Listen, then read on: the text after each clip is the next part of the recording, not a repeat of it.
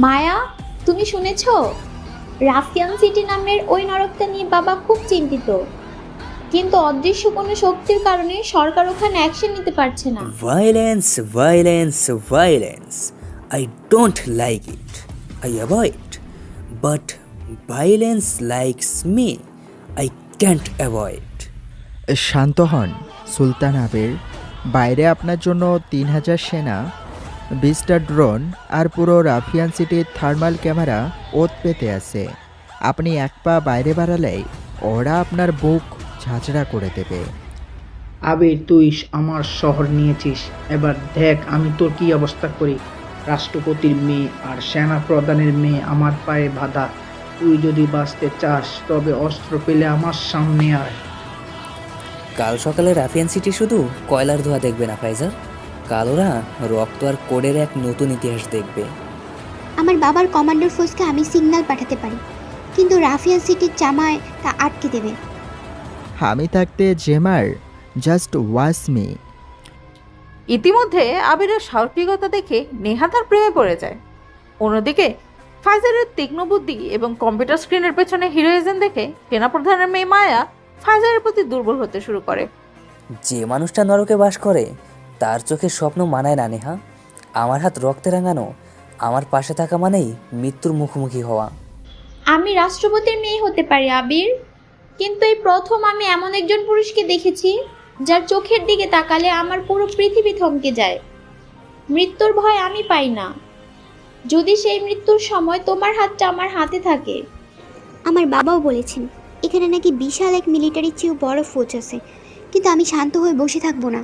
আমি নিজে ওইখানে ইনভেস্টিগেশন করতে যাব। If you think you are bad, I am your dad. ভেবেছিলি তুই রাজপুত্র? মনে রাখিস, রাজপুত্রদের ইতিহাস লেখা হয় আর মাফিয়াদের হাতে সেই ইতিহাসের পাতা পোড়ানো হয়। गैंग लेके आने वाला होता है गैंगस्टर, जो अकेला आता है वो होता है मॉन्स्टर। হ্যালো ভিউয়ার্স, গল্পের পরবর্তী অংশে যাওয়ার আগে ছোট্ট একটা কথা বলে নিই। আজকের গল্পটা লিখে পাঠিয়েছেন কুমিল্লা থেকে আরাফাত আহমেদ। তিনি আমাদের একজন অডিয়েন্স। তো আপনিও যদি আপনার লেখা গল্পটা আমাদের চ্যানেলে শুনতে চান তাহলে অবশ্যই আমাদের টেলিগ্রাম গ্রুপে জয়েন করুন, লিঙ্ক ডিসক্রিপশনে দেওয়া থাকবে। তো চলুন এবার গল্পে ফেরা যাক। বোম্বের এক অন্ধকার বস্তিতে জন্ম হয়েছিল আবির। তার চারপাশের পৃথিবীটা ছিল শুধু ক্ষুধা, দারিদ্র আর লাঞ্ছনার। বাবা কে ছিল আবির কোনোদিন তা জানতে পারেনি। তার পুরো পৃথিবী জুড়ে ছিল শুধুই তার মা। দারিদ্রের চরম সীমানায় দাঁড়িয়ে আবিরের মা যক্ষায় আক্রান্ত হন। চিকিৎসার এক ফোঁটার সামর্থ্য তাদের ছিল না। মৃত্যুর ঠিক আগ মুহূর্তে মা আবিরের হাত দুটো শক্ত করে ধরে কেঁদে বলেছিলেন, তুই কিভাবে বাঁচবি আমি জানি না, কিন্তু যখন তুই মরবি তখন যেন এই পৃথিবীর সবচেয়ে ধনী আর শক্তিশালী মানুষ হয়ে মরিস। মায়ের এই শেষ কথাটি 10 বছরের আবিরের বুকে পাথরের মতো গেঁথে যায়। মায়ের মৃত্যুর পর সে একা হয়ে পড়ে, কিন্তু তার চোখে তখন প্রতিজ্ঞার আগুন। সে মায়ের মৃতদেহের সামনে দাঁড়িয়ে মনে মনে বলে, दुनिया में सबसे बड़ा योद्धा माँ होती है। মা হারা আবির নিজের ভাগ্য বদলাতে বোম্বে শহরে পাড়ি জমায়। সেখানে বেঁচে থাকার জন্য সে জুতো পলিশের কাজ শুরু করে, কিন্তু সাধারণ শ্রমিক হয়ে থাকার জন্য আবিরের জন্ম হয়নি। একদিন এক বড় মাফিয়া তার চোখের সামনে এক গরিব মানুষকে মারছিল। সবাই ভয়ে পালিয়ে গেলেও 10 বছরের আবির সেই মাফিয়ার সামনে গিয়ে বুক টানিয়ে দাঁড়িয়ে। তার চোখে কোনো ভয় ছিল না, ছিল শুধু জেদ। সে মাফিয়া আবিরের কলার চেপে ধরলে আবির শান্ত গলায় বলে, if you think you are bad, I am your dad. আবিরের এই অসীম সাহস দেখে বোম্বের এক বড় স্মাগলার তাকে নিজের দলে টেনে নেয়। শুরু হয় আবিরের আন্ডারওয়ার্ল্ডের জীবন। বয়স বাড়ার সাথে সাথে আবিরের শক্তি, বুদ্ধি আর নিষ্ঠুরতা দুটোই বাড়তে থাকে। সে বুঝতে পারে এই দুনিয়ায় টিকে থাকতে ক্ষমতার শীর্ষে পৌঁছাতে হবে তাকে। বোম্বের সোনা চোরাচালানের বাজারে আবির আস্তে আস্তে নিজের রাজত্ব তৈরি করতে শুরু করে। যেখানেই অন্যায় আর শত্রু তাকে থামাতে আসতো, আবির একা তাদের ধূলিসাৎ করে দিত। এক বিশাল গ্যাং যখন তাকে মারতে আসে তখন আবির একা দাঁড়িয়ে হাসতে হাসতে বলে, गैंग लेके आने वाला होता है गैंगस्टर, जो अकेला आता है वो होता है मॉन्स्टर। আবিরের জীবনের একটাই নীতি ছিল, যে কোনো মূল্যে ক্ষমতা আর সোনা অর্জন করা। বহু লড়াই, রক্তপাত আর বিশ্বাসঘাতকতার মধ্যে দিয়ে সে বোম্বের ডন হয়ে ওঠে। শত্রুরা যখন তাকে ঘিরে ধরে শান্তিতে থাকতে দিচ্ছিল না, তখন আবির তার চিরচেনা স্টাইলে মুচকি হেসে বলে, violence, violence, violence, I don't like it, I avoid, but violence likes me, I can't avoid. সবশেষে বোম্বের গণ্ডি পেরিয়ে আবির যখন আরো বড় সাম্রাজ্যের দিকে পা বাড়ায়, তখন তার শত্রুরা তাকে দুর্বল ভাবার ভুল করে বসে। কিন্তু তারা জানতো না আবির এখন আরো বেশি ভয়ঙ্কর। আবির তার শেষ হুঙ্কার ছেড়ে বোম্বের রাজসিংহাসনে বসে বলে, घायल शेर की सांसें उसकी दर्द से भी ज्यादा खतरनाक होती है। এভাবে এক ক্ষুধার্ত অনাথ ছেলে আবির নিজের জেদ আর মায়ের প্রতিজ্ঞাকে সঙ্গী করে বোম্বের অন্ধকার জগতের একছত্র সম্রাট আবির হয়ে ওঠে। 15 বছর পর কালো কুয়াশা আর কয়লায় ধুলোয় আকাশটা সবসময় ধূসর হয়ে থাকে এখানে। চারিদিকে উঁচু কাঁটাতারের বেড়া, আর প্রতি 10 মিটারে দাঁড়িয়ে আছে ভারী অস্ত্রধারী প্রহরী। সাইনবোর্ডে বড় বড় অক্ষরে লেখা রাফিয়ান সিটি। এখানে ঢোকার অনুমতি আছে, বের হওয়ার নয়। একটা বিশাল লোহার গেট শব্দ করে খুলে গেল। চাবুকের ঘা খেতে খেতে একদল নতুন বন্দী ভেতরে ঢুকছে। তাদেরই মাঝে শান্ত পায়ে হেঁটে ভিতরে ঢুকলো 28 বছরের এক যুবক। লম্বা চুল, মুখে ঘন দাড়ি, পরনে ছেঁড়া একটা কালো শার্ট। তার চোখ দুটো বাঘের মতো শিকার খুঁজছে। সেই আবির। খনির ঠিক উপরে পাহাড় কেটে তৈরি হয়েছে এক আলিশান রাজপ্রাসাদ। বারান্দায় সোনার তৈরি ইজি চেয়ারে বসে মদ খাচ্ছেন রাফিয়ান সিটির সুলতান আরাফাত সিং রাজপুত্র। তার পরনে সিল্কের কুর্তা, আঙ্গুলগুলো হীরের আংটিতে ভরা। তার সামনে মাটিতে হাঁটু গেড়ে বসে কাঁপছে একজন খনি ম্যানেজার। আরাফাত শান্ত গলায় বলল, এই মাসে কয়লার উৎপাদন 5% কম কেন? ম্যানেজার কাঁপতে কাঁপতে বলল, হুজুর, খনির নিচে ধস নেমেছিল, প্রায় 100 শ্রমিক মারা গেছে তাই। কথা শেষ হওয়ার আগেই আরাফাত তার হাতের ভারী কাচের গ্লাসটা ম্যানেজারের কপালে ছুঁড়ে মারলো। রক্ত ছিটকে পড়লো মেঝেতে। আরাফাত উঠে দাঁড়িয়ে ম্যানেজারের চুল চেপে ধরে জানালার বাইরে রাফিয়ান সিটির দিকে ইশারা করলো। সে ক্ষুব্ধ হেসে বলল, ওই নিচে যারা পোকার মতো কিলবিল করছে ওগুলো মানুষ না, ওগুলো আমার টাকার বানানো মেশিন। একটা মূল্যে 10টা আসবে, কিন্তু আমার প্রফিট 1 টাকাও কম হওয়া চলবে না। যাও, চাবুকের গতি বাড়িয়ে দাও। মাটির প্রায় 500 ফুট নিচে দম বন্ধ করে করা অন্ধকার। শত শত মানুষ পাথর কাটছে। সেখানে আবিরের সাথে দেখা হয় রমেশ চাচার। রমেশ চাচা আবিরের হাতে একটা কোদাল তুলে দিয়ে ফিসফিস করে বলল, বাবা, এখানে বেঁচে থাকতে হলে শুধু কাজ করো, চোখ নিচু করে রাখো। এখানকার বাতাস আরাফাতের সিং রাজপুত্রের চোরেরা পাহারা দেয়।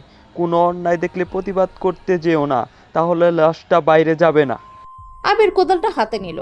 কয়লার পাথরের প্রথম কোপটা মারার সাথে সাথে খনিজের একটা ভারী ধাতব শব্দ প্রতিধ্বনিত হলো। আর আবির রমেশ চাচার দিকে তাকিয়ে এক চিলতে হাসলো। সেই হাসিতে কোনো ভয় ছিল না, ছিল এক ভয়ঙ্কর ঝড় আসার পূর্বাভাস। আবির মনে মনে বলল, আরাফাত সিং রাজপুত্র, তোমার কাউন্টডাউন আজ থেকে শুরু হলো। আরাফাত সিং রাজপুত্রের প্রধান সেনাপতি এবং রাফিয়ান সিটির জল্লাদ। 6.5 ফুট লম্বা, দানবীয় শরীর আর ডান চোখে একটা কাটা দাগ। সে কোনো কথা বলে না। তার হাতের বিশাল লোহার চাবুক আর কুড়াল কথা বলে। খনির বন্দীদের কাছে সে সাক্ষাৎ আজরায়েল। খনির ভেতরের বাতাস কয়লার ধুলো আর মানুষের ঘামে ভারী হয়ে আছে। চারিদিকে শুধু চাবুকের শব্দ আর আর্তনাদ। হঠাৎ খনির প্রধান সাইরেনটা তীব্র শব্দে বেজে উঠল। প্যাঁ প্যাঁ। সাইরেন শুনতে খনির শত শত শ্রমিক কাজ থামিয়ে ভয়ে থরথর করে কাঁপতে কাঁপতে লাইনে দাঁড়িয়ে গেল। রমেশ চাচা কাঁপতে কাঁপতে আবিরের হাত ধরে টান দিল। আবির, জলদি লাইনে দাঁড়াও, ও আসছে, শয়তানের ডান হাত আসছে। খনির সুড়ঙ্গের অন্ধকার থেকে ভারী বুটের আওয়াজ এগিয়ে আসতে লাগলো। ঠাস ঠাস ঠাস। অন্ধকার ভেদ করে সামনে এসে দাঁড়ালো সেনাপতি রুদ্রপ্রতাপ যেন। তার পেছনে 20 জন ভারী অস্ত্রধারী প্রহরী। রুদ্রপ্রতাপের এক হাতে চামড়ার মোটা চাবুক আর কাঁধে ঝুলছে একটা চকচকে কুড়াল। তার ক্রুড়ো চোখ দুটো পুরো লাইনের উপর বুলিয়ে নিল। লাইন প্রদর্শনের সময় রুদ্রপ্রতাপ দেখলো এক কোনায় 12 বছরের একটি ছোট্ট ছেলে রমেশ চাচার নাতি রাজু খিদের জ্বালায় মাথা ঘুরে মাটিতে পড়ে যাচ্ছে। রুদ্রপ্রতাপ রাজুর সামনে গিয়ে দাঁড়ালো। সে তার বুট জুতো দিয়ে রাজুর বুকের উপর চাপ দিয়ে ধরলো। রাজু ব্যথা চিৎকার করে উঠল। রুদ্রপ্রতাপ গম্ভীর কর্কশ গলায় বলল, যে কাজের যোগ্য না, রাফিয়ান সিটিতে তার বেঁচে থাকার অধিকার নেই। সে চাবুকটা উঠে রাজুকে মারতে যাবে, ঠিক তখনই রমেশ চাচা রুদ্রপ্রতাপের পায়ে গিয়ে পড়ল। হুজুর, ও বাচ্চা ছেলে, দয়া করুন, ওর ভাগের কাজ আজ আমি করে দেব, ওকে মারবেন না। রুদ্রপ্রতাপের রাগ আরো বেড়ে গেল। সে বুট দিয়ে রমেশ চাচাকে লাথি মেরে সরিয়ে দিল এবং চাবুকটা বাতাসে ঘুরিয়ে পুরো শক্তিতে রমেশ চাচার পিঠে মারতে লাগলো। চাবুকটি বাতাসে একটা হিংস্র শব্দ করলো, কিন্তু চাবুকটি রমেশ চাচার পিঠে পড়লো না, বাতাসেই চাবুকটি আটকে গেল। পুরো খনি স্তব্ধ। প্রহরীরা তাদের বন্দুক তাক করলো। রুদ্রপ্রতাপ চমকে উঠে তাকিয়ে দেখলো একটি যুবক খালি হাতে তার চাবুকের শেষ মাথাটা শক্ত করে ধরে রেখেছে। যুবকটির হাত দিয়ে রক্ত ফোটায় ফোটায় কলার পানি মাটিতে পড়ছে, কিন্তু তার চোখের কোণেও ব্যথার চিহ্ন নেই। সে আবির। বুড়ো মানুষ আর বাচ্চার উপর চাবুক চালানো বীরত্ব না সেনাপতি। ক্ষমতা দেখানোর এত শখ হলে বড়দের উপর চালাও। রুদ্রপ্রতাপ রাগে অন্ধ হয়ে গেল। রাফিয়ান সিটির ইতিহাসে আজ পর্যন্ত কেউ তার চাবুক ধরার সাহস করেনি। সে চাবুকটা টান দেওয়ার চেষ্টা করলো, কিন্তু আবিরের হাতের মুঠি লোহার চেয়েও শক্ত। 1 ইঞ্চিও নড়ল না চাবুক। রুদ্রপ্রতাপ গর্জে ওঠে, তার পেছনের প্রহরীদের আদেশ দিল, কেটে টুকরো টুকরো করে ফেলো এই কুত্তাকে। 5 জন প্রহরী বন্দুকের কুদো দিয়ে আবিরের দিকে ছুটে এলো। আবির এক ঝটকায় চাবুকটা রুদ্রপ্রতাপের হাত থেকে কেড়ে নিল এবং সেই চাবুক দিয়েই প্রথম প্রহরীর গলায় পেঁচিয়ে তাকে দেয়ালের সাথে আছাড় মারল। তারপর মাটির থেকে একটা ভারী লোহার রড তুলে নিল আবির। খনির অন্ধকার সুড়ঙ্গে জ্বলন্ত কয়লার আলোয় আবির রুদ্রপ্রতাপের দিকে তাকে এক ভয়ঙ্কর হাসি হাসল। রুদ্রপ্রতাপের ইশারায় বাকি 15 জন প্রহরী একসাথে আবিরের দিকে ছুটে এলো। সবার হাতে স্বয়ংক্রিয় রাইফেল আর ধারালো বেয়নের। কিন্তু আবির তখন এক ক্ষিপ্ত বাঘ। সে হাতের লোহার রডটা ঘুরিয়ে প্রথম প্রহরীর বুকে এমন জোরে আঘাত করলো যে তার বুকের পাঁজর ভাঙার শব্দ পুরো সুড়ঙ্গে প্রতিধ্বনিত হলো মর্মর। প্রহরীটি ছিটকে গিয়ে খনির পাথরের দেয়ালে আছাড় খেল। আবির এক মুহূর্ত সময় নষ্ট না করে মাটিতে ডাইভ দিল। একটা রাইফেলের গুলি তার কানের পাশ দিয়ে চলে গেল। মাটিতে পড়েই আবির অন্য এক প্রহরীর পা লক্ষ্য করে রড দিয়ে বাড়ি মারল। পা ভেঙে প্রহরীটি মাটিতে পড়তেই আবির তার মাথাখানা খনির ভারী পাথরের সাথে ঠুকে দিল। খনির মেঝেতে প্রথম রক্তের নদী বইতে শুরু করলো। বাকি প্রহরীরা আবিরকে চারদিক থেকে ঘিরে ধরে এলো পাথারের লাথি ও বন্দুকের কুদো দিয়ে আঘাত করতে লাগলো। আবিরের পিঠে ও কাঁধে কয়েকটা মারাত্মক আঘাত লাগলো। তার শার্ট ছিঁড়ে পিঠ দিয়ে রক্ত ঝরতে শুরু করলো।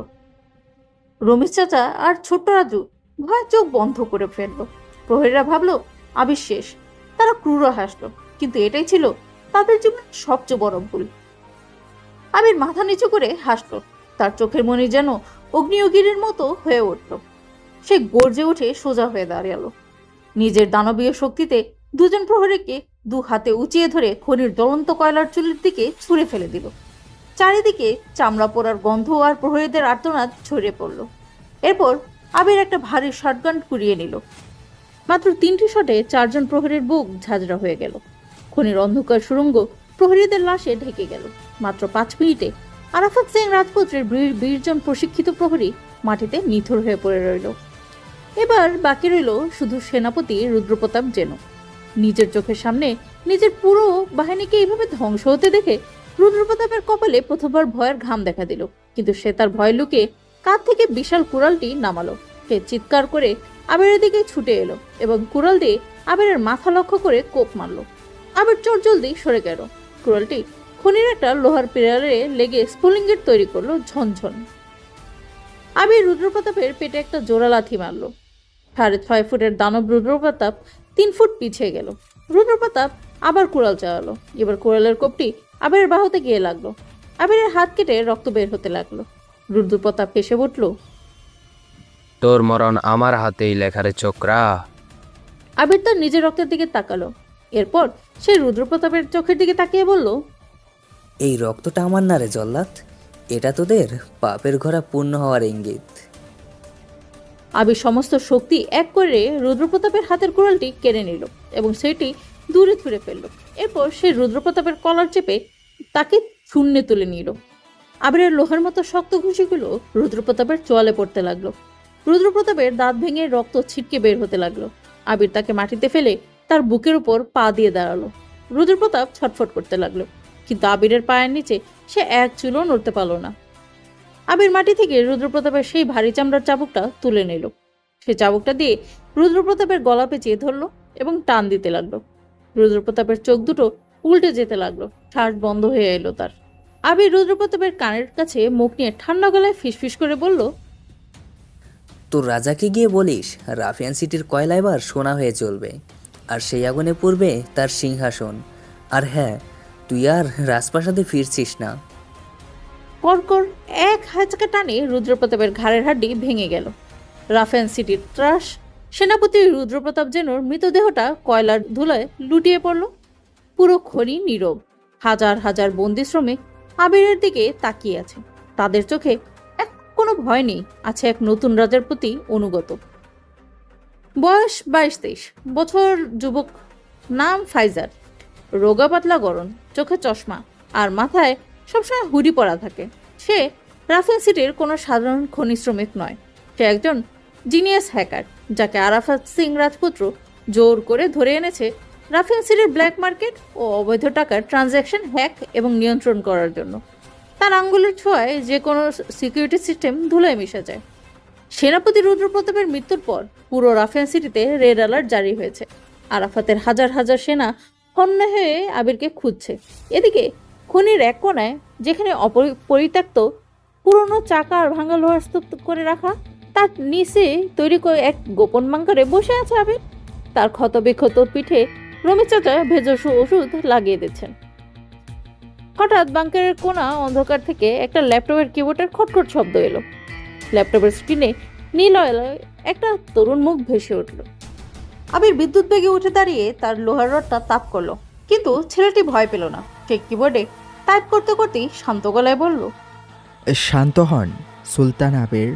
বাইরে আপনার জন্য 3000 সেনা, 20টা ড্রোন আর পুরো রাফিয়ান সিটির থার্মাল ক্যামেরা ওত পেতে আছে। আপনি এক পা বাইরে বাড়ালেই ওরা আপনার বুক ঝাঁঝরা করে দেবে। আবির চোখ শুরু করে বলল, কে তুই? ছেলেটি ল্যাপটপটা বন্ধ করে হুড়িটা মাথা থেকে সরলো। সে মুচকে হেসে বলল, আমার নাম ফাইজার। এই নরকের মানুষ আমাকে চেনে না, কিন্তু সাইবার দুনিয়া আমাকে চেনে দ্য হ্যাকার কিং নামে। আর আমি এখানে আপনাকে মারতে আসিনি, আপনাকে জেতাতে এসেছি। আবির ফাইজারের দিকে এগিয়ে গিয়ে তার কলার চেপে ধরল। আমি একাই পুরো রাফিয়ান সিটি ধ্বংস করার ক্ষমতা রাখি। আমার কোনো চশমা পরা বাচ্চার সাহায্যের দরকার নেই।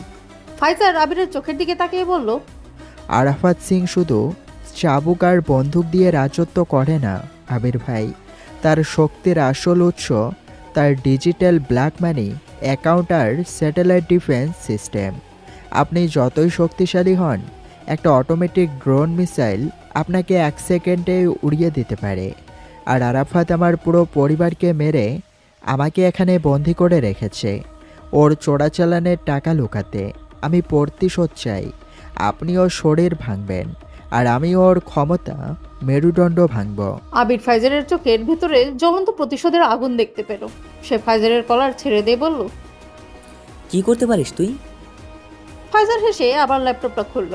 তার আঙ্গুলগুলো কিবোর্ডের ঝড়ের গতিতে চলতে লাগলো। সে বলল, দেখুন। ল্যাপটপের স্ক্রিনে পুরো রাফিয়ান সিটি 3D ম্যাপটা ভেসে উঠল। লাল রঙের ডটগুলো দিয়ে দেখা যাচ্ছিল আরাফাতে প্রহরীরা কোথায় কোথায় দাঁড়িয়ে আছে। ফাইজার বলল, আরাফাত তার প্রাসাদের মেন সার্ভার রুমে একটা কোয়ান্টাম ফায়ারওয়াল ব্যবহার করে। ওটা হ্যাক করতে পারলেই রাফিয়ান সিটির সব সিসিটিভি ক্যামেরা, লেজার গেট আর স্বয়ংক্রিয় ড্রোন আপনার গোলাম হয়ে যাবে। কিন্তু সমস্যা হলো, ওই সার্ভার রুমের পাসওয়ার্ড প্রতি 1 ঘন্টায় অটো চেঞ্জ হয়। ওটার অ্যাক্সেস পেতে হলে আমাকে মেইন কন্ট্রোল রুমে সশরিয়ে ঢুকতে হবে। আবির ফাইজারের কাঁধে হাত রাখলো। আবিরের ঠোঁটে সেই চেনা ক্রুর হাসিটা ফিরে এলো। সে বলল, তুই শুধু তোর ল্যাপটপ রেডি রাখ ফাইজার। তোকে ওই সার্ভার রুমে চেয়ারে বসানোর দায়িত্ব আমার। তারপর? ফাইজার চশমাটা নাকের উপর ঠেলে দিয়ে বলল, তারপর আমি আরাফাত সিং রাজপুত্রের পুরো ব্যাংকিং সাম্রাজ্য জিরো করে দেব। ও 1 সেকেন্ডে রাজা থেকে ফকির হয়ে যাবে। বাংকারের ভেতরে মোমের আলোয় আবির, ফাইজার আর রমেশ চাচা একসাথে বসলো। ফাইজার স্ক্রিন দেখিয়ে বলল, আগামীকাল সকালে আরাফাত তার সেনাপতির মৃত্যুর প্রতিশোধ নিতে খনিতে একটা বিশাল সার্চ অপারেশন চালাবে। ওটাই আমাদের সুযোগ। আপনি খনির 1 নম্বর গেটে ওদের ব্যস্ত রাখবেন, আর আমি পেছনের ড্রেনেজ লাইন হ্যাক করে মেইন প্রাসাদে ঢুকে পড়ব। আবির তার হাতে শটগানটা লোড করলো। খটখট সে ফাইজারের দিকে তাকিয়ে বলল, কাল সকালে রাফিয়ান সিটি শুধু কয়লার ধোঁয়া দেখবে না ফাইজার, কাল ওরা রক্ত আর কোডের এক নতুন ইতিহাস দেখবে। রাফিয়ান সিটির আকাশে তখনও কুয়াশা কাটেনি। খনির 1 নম্বর প্রধান গেটের সামনে আরাফাত সিং রাজপুত্রের 500 জন সশস্ত্র কমান্ডো পজিশন নিয়ে দাঁড়িয়ে আছে। সবার হাতে হেভি মেশিন গান আর থার্মাল দূরবীন।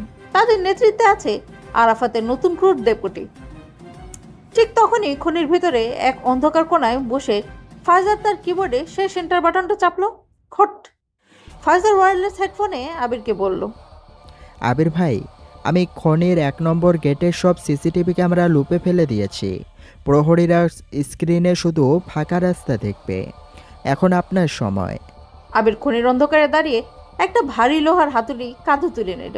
সে ঠান্ডা গলায় বলল, ফাইজার, তুই প্রাসাদের দিকে এগো, শয়তানের দরজার করা আমি নাড়ছি। হঠাৎ 1 নম্বর গেটের বিশাল লোহার কপাট ভেঙে ছিটকে পড়ল। কুয়াশা ভেদ করে ধীর পায়ে হেঁটে বেরিয়ে এলো আবির। তার এক হাতে শটগান, অন্য হাতে সেই বিশাল হাতুড়ি। কমান্ডাররা কিছু বুঝে ওঠার আগেই আবির গর্জে উঠে শটগান চালালো। ধুম ধুম! সামনের 4 জন কমান্ডো মাটিতে লুটিয়ে পড়ল। শুরু হয়ে গেল এক বিধ্বস্ত যুদ্ধ। 500 জন কমান্ডো আবিরকে লক্ষ্য করে এলোপাথারি গুলি চালাতে লাগলো। কিন্তু আবির খনির বড় বড় কয়লার ট্রাক আর ট্রেকারে রাখালে লুকিয়ে পজিশন বদলাতে লাগলো। সে একটা চলন্ত কয়লা ট্রাকের উপর লাফিয়ে উঠে সেটি ব্রেক ফেল করে দিল। বিশাল ট্রাকটি গিয়ে ধাক্কা মারলো কমান্ডোদের প্রধান তেলের ট্যাঙ্কারে। বুম! এক বিকট বিস্ফোরণে পুরো গেট এলাকা আগুনের গোলাগায় পরিণত হলো। ডজন ডজন সেনা আগুনে পুড়ে ছাই হয়ে গেল। আবির আগুনের ভেতর থেকে হাতুড়ি ঘোরাতে ঘোরাতে বের হয়ে এলো। যাকে সামনে পেল তার মাথা হাতুড়ির এক আঘাতে গুড়িয়ে দিতে লাগলো। খনি গেট এখন এক জীবন্ত কবরস্থান। এদিকে খনি গেটের এই মহাবিস্ফোরণের সুযোগ নিয়ে ফাইজার ড্রেনেজ পাইপ বেয়ে সোজা ঢুকে পড়েছে আরাফাত সিং রাজপুত্রের মূল প্রাসাদের আন্ডারগ্রাউন্ড সার্ভার রুমে। চারিদিকে শত শত সুপার কম্পিউটার আর নীল সবুজ লাইটের ঝলকানি। ফাইজার তার পকেট থেকে একটা বিশাল মডিফাইড পেনড্রাইভ বের করে মেইন সার্ভারে প্লাগ ইন করলো। ল্যাপটপ স্ক্রিনে কোডিং এর লাল অক্ষরগুলো ঝড়ের গতিতে নামতে লাগলো। ফাইজার বিড়বিড় করলো, কমন, আর মাত্র 2 মিনিট। কিন্তু হঠাৎ সার্ভার রুমের স্পিকারে একটা কর্কশ সাইরেন বেজে উঠল। ও ও সিকিউরিটি ব্রিচ! স্ক্রিনে বড় বড় অক্ষরে লেখা উঠল, অ্যাক্সেস ডিনাইড। ঠিক তখনই সার্ভার রুমের ভারী অটোমেটিক দরজাটা লক হয়ে গেল। ফাইজার চমকে উঠে পিছনে ফিরে দেখলো দরজার ওপাশে কাচের দেয়ালের ওপারে দাঁড়িয়ে আছে স্বয়ং আরাফাত সিং রাজপুত্র। তার হাতে একটা রিমোট কন্ট্রোল। আরাফাত স্পিকারে ক্রুর হেসে বলল, কি ভেবেছিলি দূর? তোদের এই বাচ্চার মতো প্লেন আমি বুঝবো না? আহাহাহাহা। আমার সিকিউরিটি সিস্টেমের কোড ম্যানুয়ালি বদলে দিয়েছি। তুই এখন আমার খাঁচায় বন্দি। আরাফাত রিমোটের একটা লাল বাটন চাপলো। সাথে সাথে সার্ভার রুমের ভেতরে বিষাক্ত ক্লোরিন গ্যাস বের হতে শুরু করলো। ফাইজার কাঁপতে কাঁপতে ফুসফুস চেপে ধরে মাটিতে পড়ে গেল। তার চশমাটা ছিটকে গেল দূরে। আরাফাত হাসতে হাসতে বলল, তোর ওই সুলতান আবির খনির গেটেই মরবে, আর তুই এখানে দম আটকে মরবি। ফাইজার মরন্ত অবস্থায় তার পকেটের ওয়্যারলেস মাইকটা অন করলো। সে শেষ রক্তবিন্দু দিয়ে চিৎকার করে বলল, আবির ভাই, আমি ফেঁসে গেছি। Main code blocked. আরাফাত আমাকে। কথা শেষ হওয়ার আগেই ফাইজার জ্ঞান হারিয়ে মেঝেতে। সার্ভার রুমের ভেতর বিষাক্ত ক্লোরিন গ্যাস ক্রমশ ঘন হয়ে আসছে। ফাইজার মেঝেতে নিথর হয়ে পড়ে আছে। তার ঠোঁট দুটো নীল হয়ে আসছে। কাচের ওপাশে দাঁড়িয়ে আরাফাত সিং রাজপুত্র চুরুট ফুঁকছে আর অট্টহাসি হাসছে। তার পেছনে একদম ভারী অস্ত্রধারী এলিট গার্ড দাঁড়িয়ে আছে।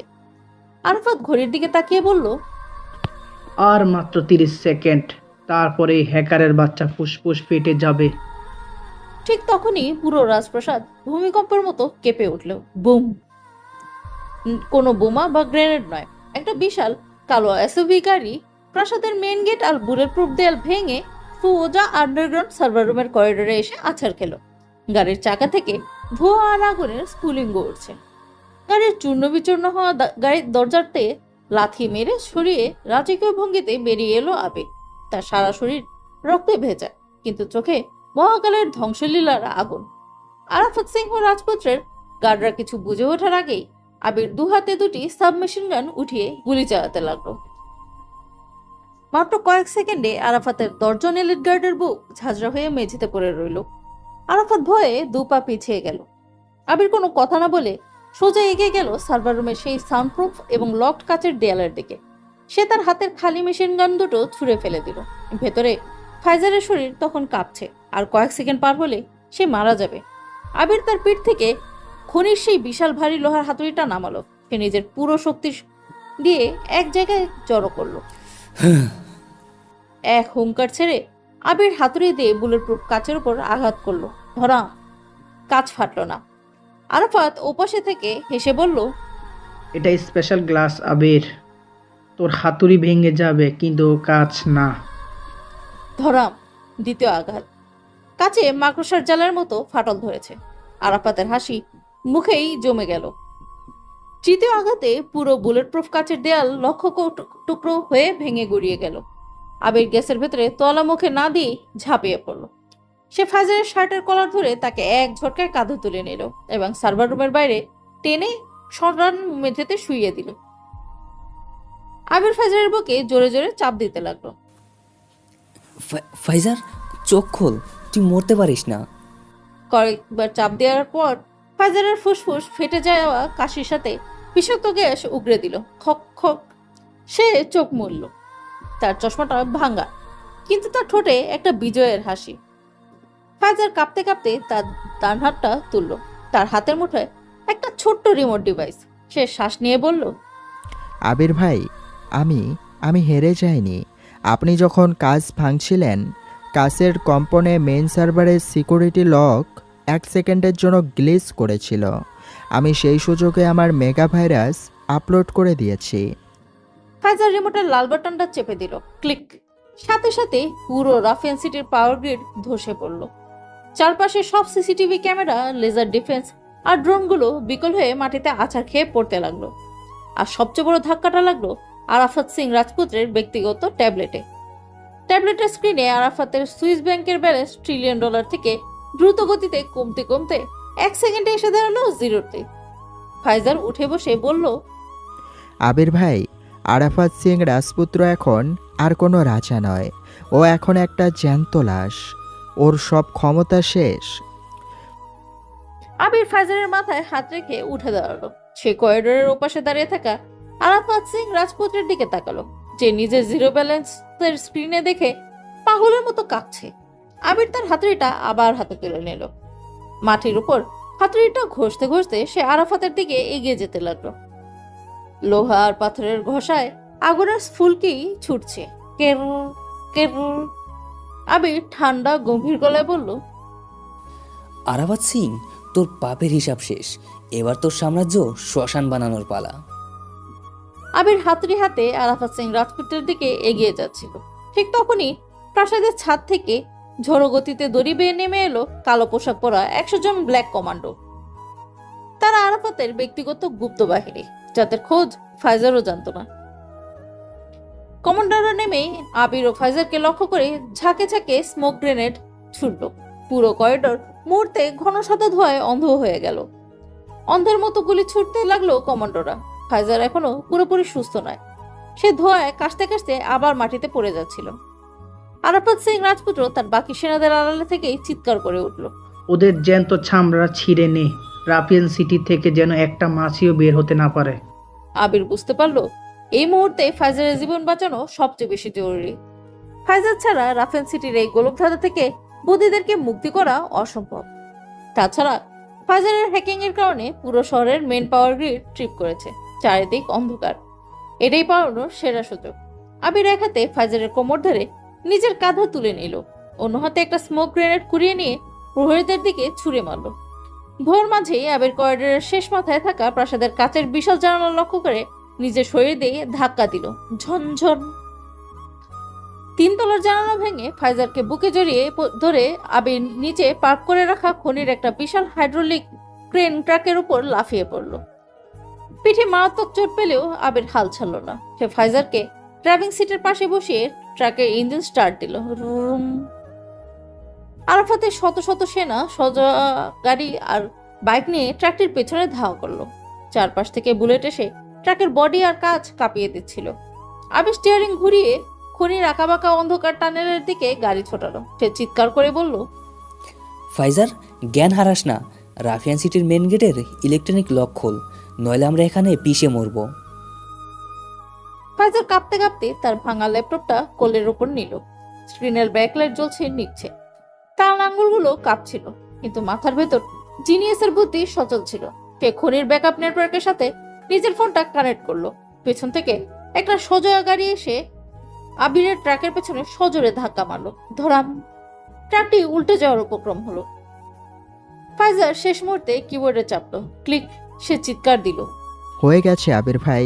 মেইন রাফেল সিটির সেই বিশাল লোহার গেট, যা 15 বছর ধরে বন্ধ ছিল, তা ধীরে ধীরে উপরে উঠতে লাগলো।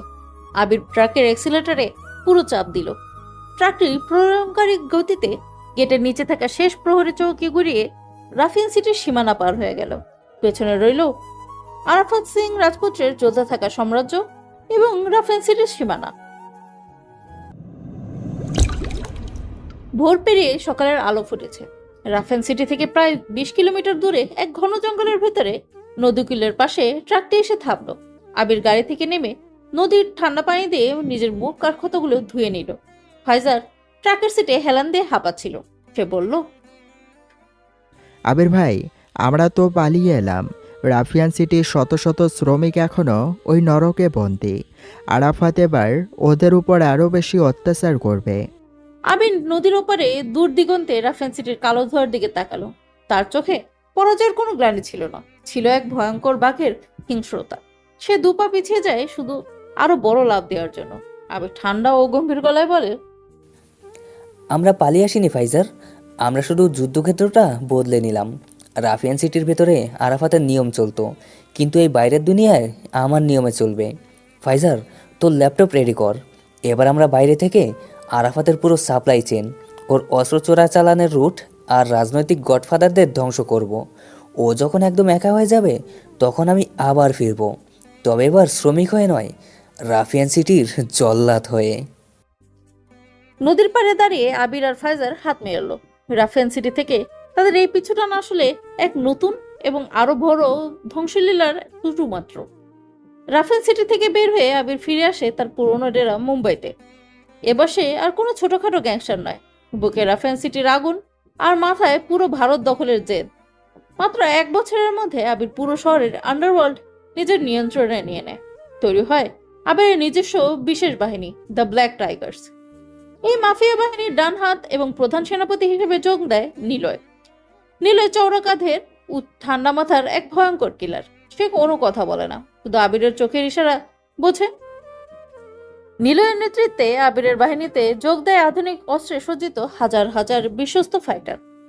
আবির এখন অন্ধকার দুনিয়ায় অলিখিত সম্রাট।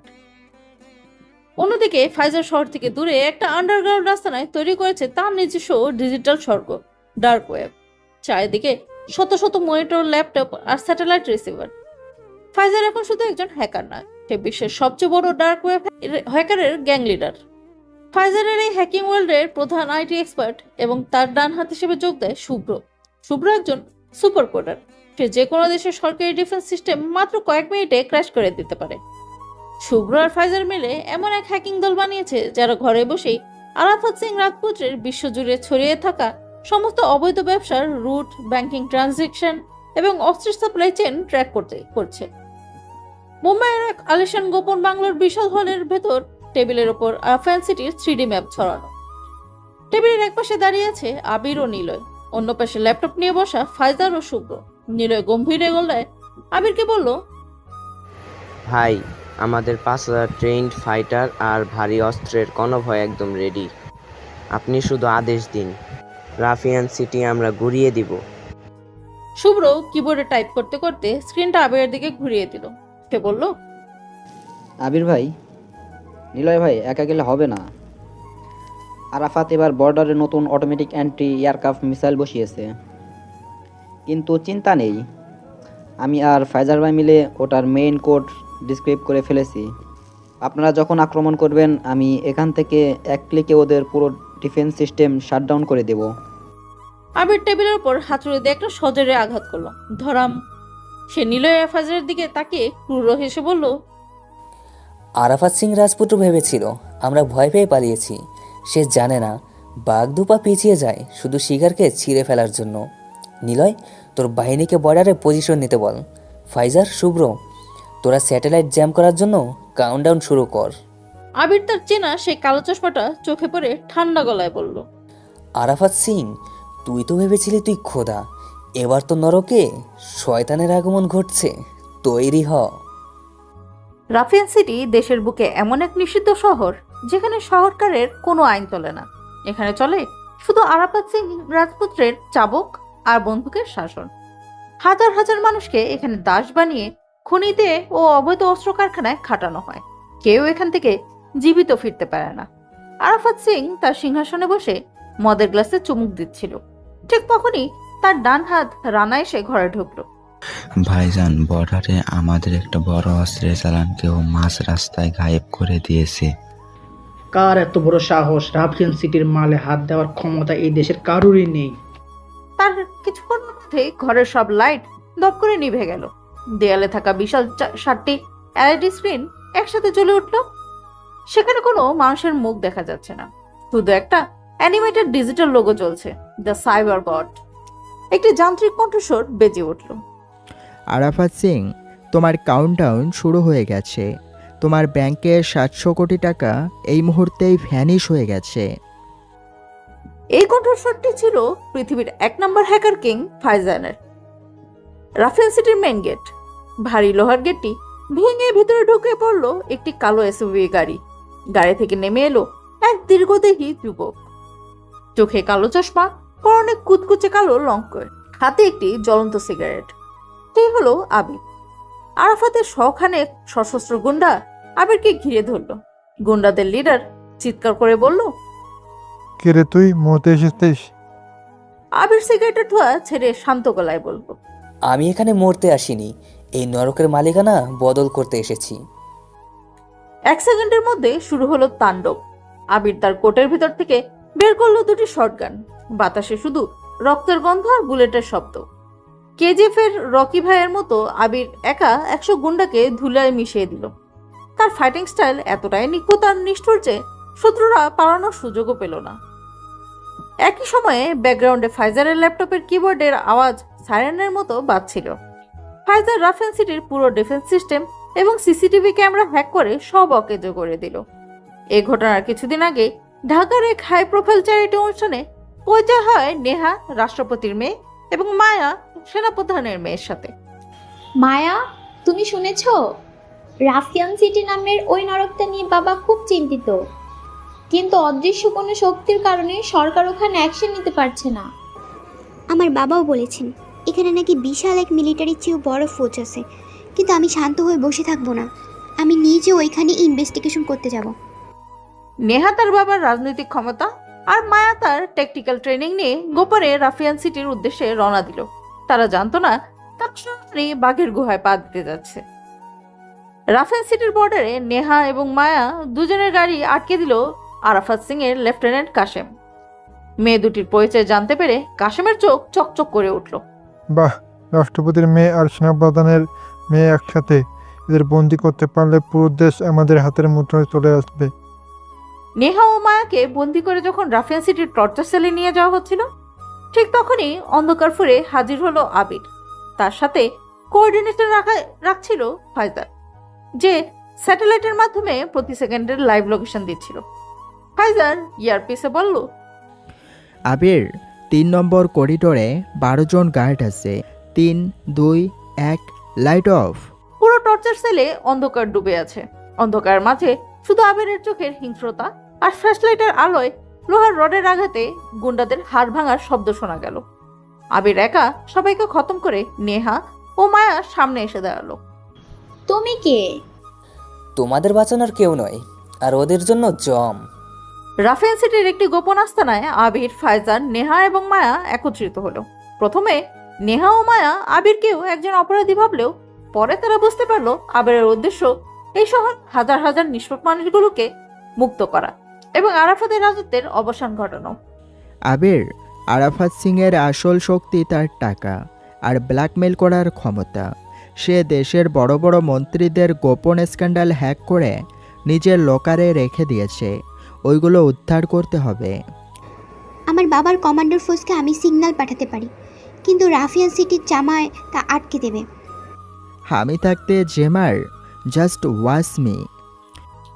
ইতিমধ্যে আবিরের সাহসিকতা দেখে নেহা তার প্রেমে পড়ে যায়। অন্যদিকে ফাইজারের তীক্ষ্ণ বুদ্ধি এবং কম্পিউটার স্ক্রিনের পেছনে হিরোইজম দেখে সেনাপ্রধানের মেয়ে মায়া ফাইজারের প্রতি দুর্বল হতে শুরু করে। আবির রাফিয়ান সিটির খনিতে কাজ করা হাজার হাজার মজুরকে একত্রিত করলো। কেজিএফ এর সেই বিখ্যাত দৃশ্যের মতো আবির হাতুড়ি উঁচিয়ে খনির ভেতরে অত্যাচারী ম্যানেজারকে সবার সামনে পিটিয়ে মেরে ফেললো। কতদিন তোরা এই খাঁচায় পশুর মতো বাঁচবি? আজ থেকে এই শহর তোদের। যে হাতুড়ি দিয়ে তোরা পাথর ভাঙিস, আজকে সেই হাতুড়ি দিয়ে শয়তানদের মাথা ভাঙ।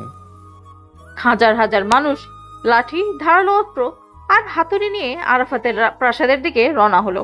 একেই বলে রাফিয়ান সিটি রেভলিউশন। নিজের সাম্রাজ্য হাতছাড়া হতে দেখে পাগল হয়ে উঠলো আরাফাত সিং। সে নেহা ও মায়াকে আবার কিডন্যাপ করার জন্য তার পার্সোনাল ডেথ স্কোয়াড এক রক্তক্ষয়ী সংঘর্ষে মায়া বীরত্বের সাথে লড়াই করলেও বিপুল সংখ্যক গুন্ডার কাছে তারা দুজন আবার বন্দী হলো। আরাফাত সিং আবিরকে ফোন করলো। আবির, তুই আমার শহর নিয়েছিস, এবার দেখ আমি তোর কি অবস্থা করি। রাষ্ট্রপতির মেয়ে আর সেনা প্রধানের মেয়ে আমার পায়ে বাঁধা। তুই যদি বাঁচতে চাস তবে অস্ত্র পেলে আমার সামনে আয়। রাফিয়ান সিটির প্রধান চত্বরে হাজার হাজার মানুষের সামনে নেহা ও মায়াকে বেঁধে রাখা হয়েছে। আরাফাত সিং তার ট্যাঙ্কার এবং ভারী মেশিন গান নিয়ে দাঁড়িয়ে আছে। ঠিক তখনই মেঘের গর্জনের মতো শব্দ করে ধেয়ে এলো আবিরের গাড়ি। আবির একা গাড়ি থেকে নামলো। তার পেছনে কোনো মানুষ নেই। একাই এলি? তোর হ্যাকার বন্ধু কোথায়? ঠিক তখনই আকাশে ডজন ডজন ড্রোন উড়ে এলো। এই ড্রোনগুলো নিয়ন্ত্রণ করছিল ফাইজার। ড্রোন থেকে স্বয়ংক্রিয়ভাবে লেজার গাইডেড মিসাইল ফায়ার হওয়া শুরু হলো আরাফাতের ট্যাঙ্কারগুলোর উপরে। মুহূর্তের মধ্যে আরাফাতের আর্মি ধ্বংস হয়ে গেল।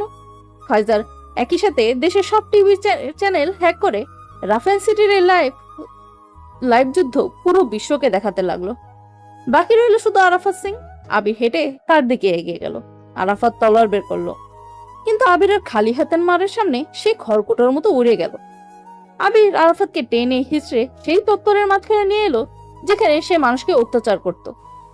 তুই ভেবেছিলি তুই রাজপুত্র?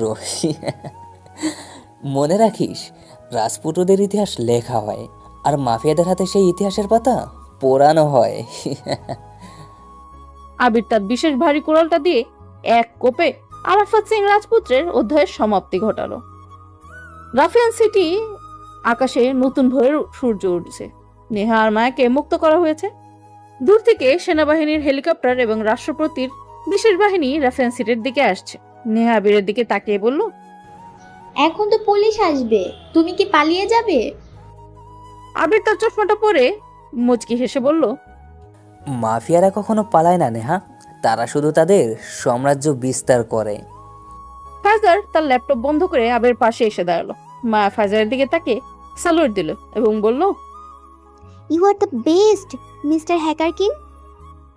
আবির এবং ফাইজার দুই ভাই মিলে রাফিয়ান সিটির লাল মাটিতে দাঁড়িয়ে ঘোষণা করলো, আজ থেকে এই শহরের নাম রাফিয়ান সিটি নয়, আজ থেকে এটা আমাদের রাজ্য। রাফিয়ান সিটির আন্ডারগ্রাউন্ড ব্যাংকারে বসেছিল আরাফাত সিং রাজপুত্র। তার চারপাশে অন্ধকার, শুধু টেবিলের উপর রাখা ম্যাপের উপর একটা লাল আলো জ্বলছে। আবির আর ফাইজারের কারণে তার একের পর এক বিজনেসের ক্ষতি হচ্ছিল। তার চোখে মুখে তখন প্রতিশোধের আগুন। সে তার প্রধান সহকারী রানাকে ডেকে পাঠালো। ওই আবির নিজেকে রাফিয়ান সিটির রাজা ভাবছে, আর তার এই দুর্বন্ধু ফাইজার ভাবছে সে কম্পিউটার ভাগ্যবান। ওরা জানে না আমি এই রাজত্ব রক্ত দিয়ে তৈরি করেছি।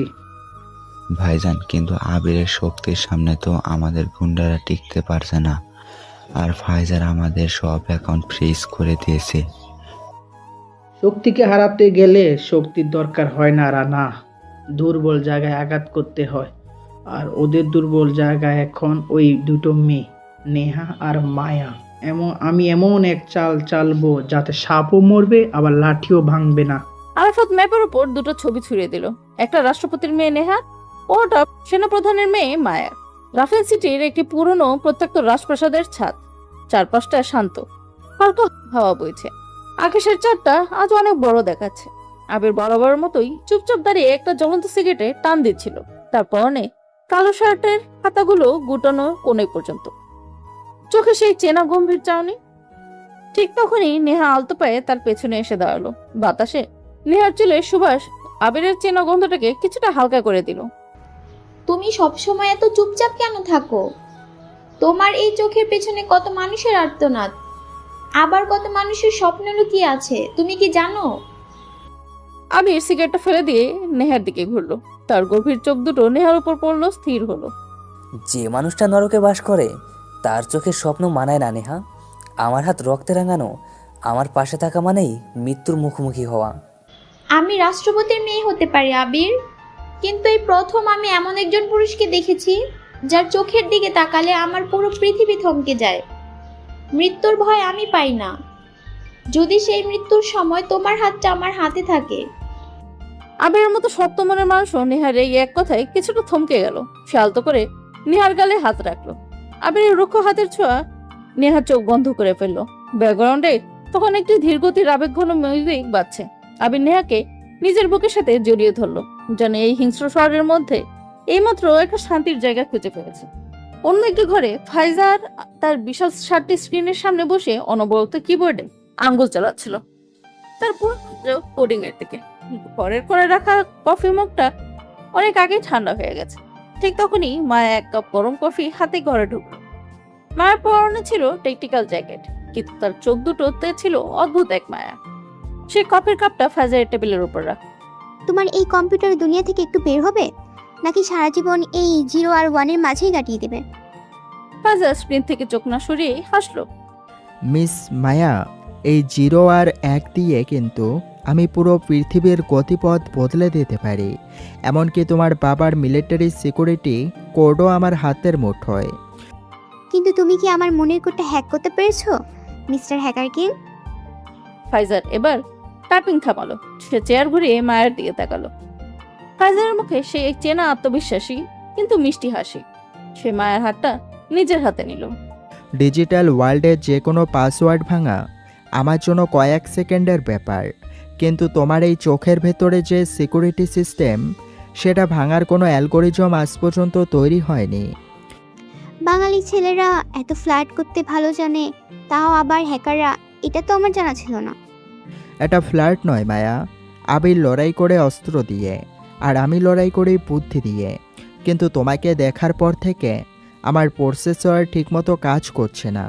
I think I am infected by your love virus. Maya হেসে ফেললো এবং ফাইজারের কাঁধে মাথা রাখলো। ফাইজার তার অন্য হাত দিয়ে মায়ের চুলগুলো গুছিয়ে দিল। স্ক্রিনের নীল আলোয় তাদের এই মিষ্টি দৃশ্যটা এক অন্যরকম আবহাওয়া তৈরি করলো। কিছু সময় পর মায়া ও নেহাকে একা পেয়ে সুযোগ বুঝে তুলে নিয়ে যায় আরাফাত সিং রাজপুত্রের লোকেরা। আরাফাত সিং রাজপুত্র তার সিংহাসনে পা তুলে বসে আছে, তার সামনে হাত পা বাঁধা বন্দি অবস্থায় নেহা আর মায়া। আরাফাত স্পিকার ফোনে আবিরকে কল দিল। পুরো ঘরে তখন একটা পৈশাচিক নীরবতা। কি রে আবির, নিজেকে রাফিয়ান সিটির নতুন ভাগ্যবান ভাবছিস? তোর ভাগ্যগিরি তো এখন আর এই চাবুকের নিচে বন্দি। তোর কলেজার 2 টুকরো, রাষ্ট্রপতির মেয়ে আর সেনাপ্রধানের মেয়ে আমার খাঁচায় বন্দি। আরাফাত, তুই জীবনে অনেক বড় বড় ভুল করেছিস, কিন্তু আজকে তুই যে ভুলটা করলি সেটার কোনো ক্ষমা আন্ডারওয়ার্ল্ডের কোনো খাতাই নেই। ক্ষমতার ভয় দেখাস না আবির। তোর ওই ড্যাশিং লোক আর কালো কোট এই আরাফাত সিংহের সামনে ধুলোয় মিশে যাবে। তুই যদি এই 2টা মেয়েকে জ্যান্ত পেতে চাস, তবে নিজের অস্ত্র ফেলে ফাইজারের ল্যাপটপ ভেঙে আমার পায়ে এসে গোলামি কর, নয়তো এই রাফিয়ান সিটির মাটিতে এদের কবর হবে। আরাফাত, তুই ম্যাপ দেখে যুদ্ধ করিস আর আমি ম্যাপ বদলে দিই।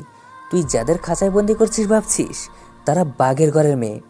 তুই শুধু তোর কাউন্টডাউন শুরু কর, আমি আসছি তোর শ্মশান সাজাতে।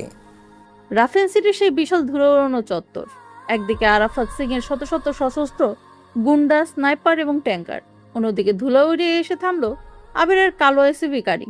গাড়ি থেকে আবির নামলো একা।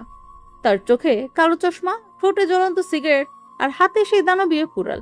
ঠিক তখনই আকাশের মেঘ ফুরে উপরে এসে পজিশন নিল ফাইজারের ডজন ডজন ড্রোন। ড্রোনের স্পিকার থেকে ফাইজারের কণ্ঠ লাউড স্পিকারে পুরো শহরে প্রতিধ্বনিত হলো। কিরে আরাফাত, ভেবেছিলি নেটওয়ার্ক জ্যাম করে হ্যাকার কিংকে আটকে দিবি? মনে রাখিস, তুই যে মাটির উপর দাঁড়িয়ে আছিস সেই মাটির নিচের স্যাটেলাইট কেবলটাও আমার কোডিংয়ে চলে। জাস্ট 1 ক্লিক আর তোর পুরো রাজত্ব ব্লাস্ট, বুম। আবির, তোরা দুজন মিলে আমার রাজত্ব ধ্বংস করতে চাস? এই রাফিয়ান সিটি আমার, এখানে পাতা নড়লে আমার পারমিশন লাগে। পারমিশনের দিন শেষ আরাফাত। তুই এখানে রাজত্ব করছিস ভয় দেখিয়ে, আর আমি রাজত্ব করব তোর ওই ভয়টাকে পুড়িয়ে। তুই নিজেকে সিংহ ভাবিস তো?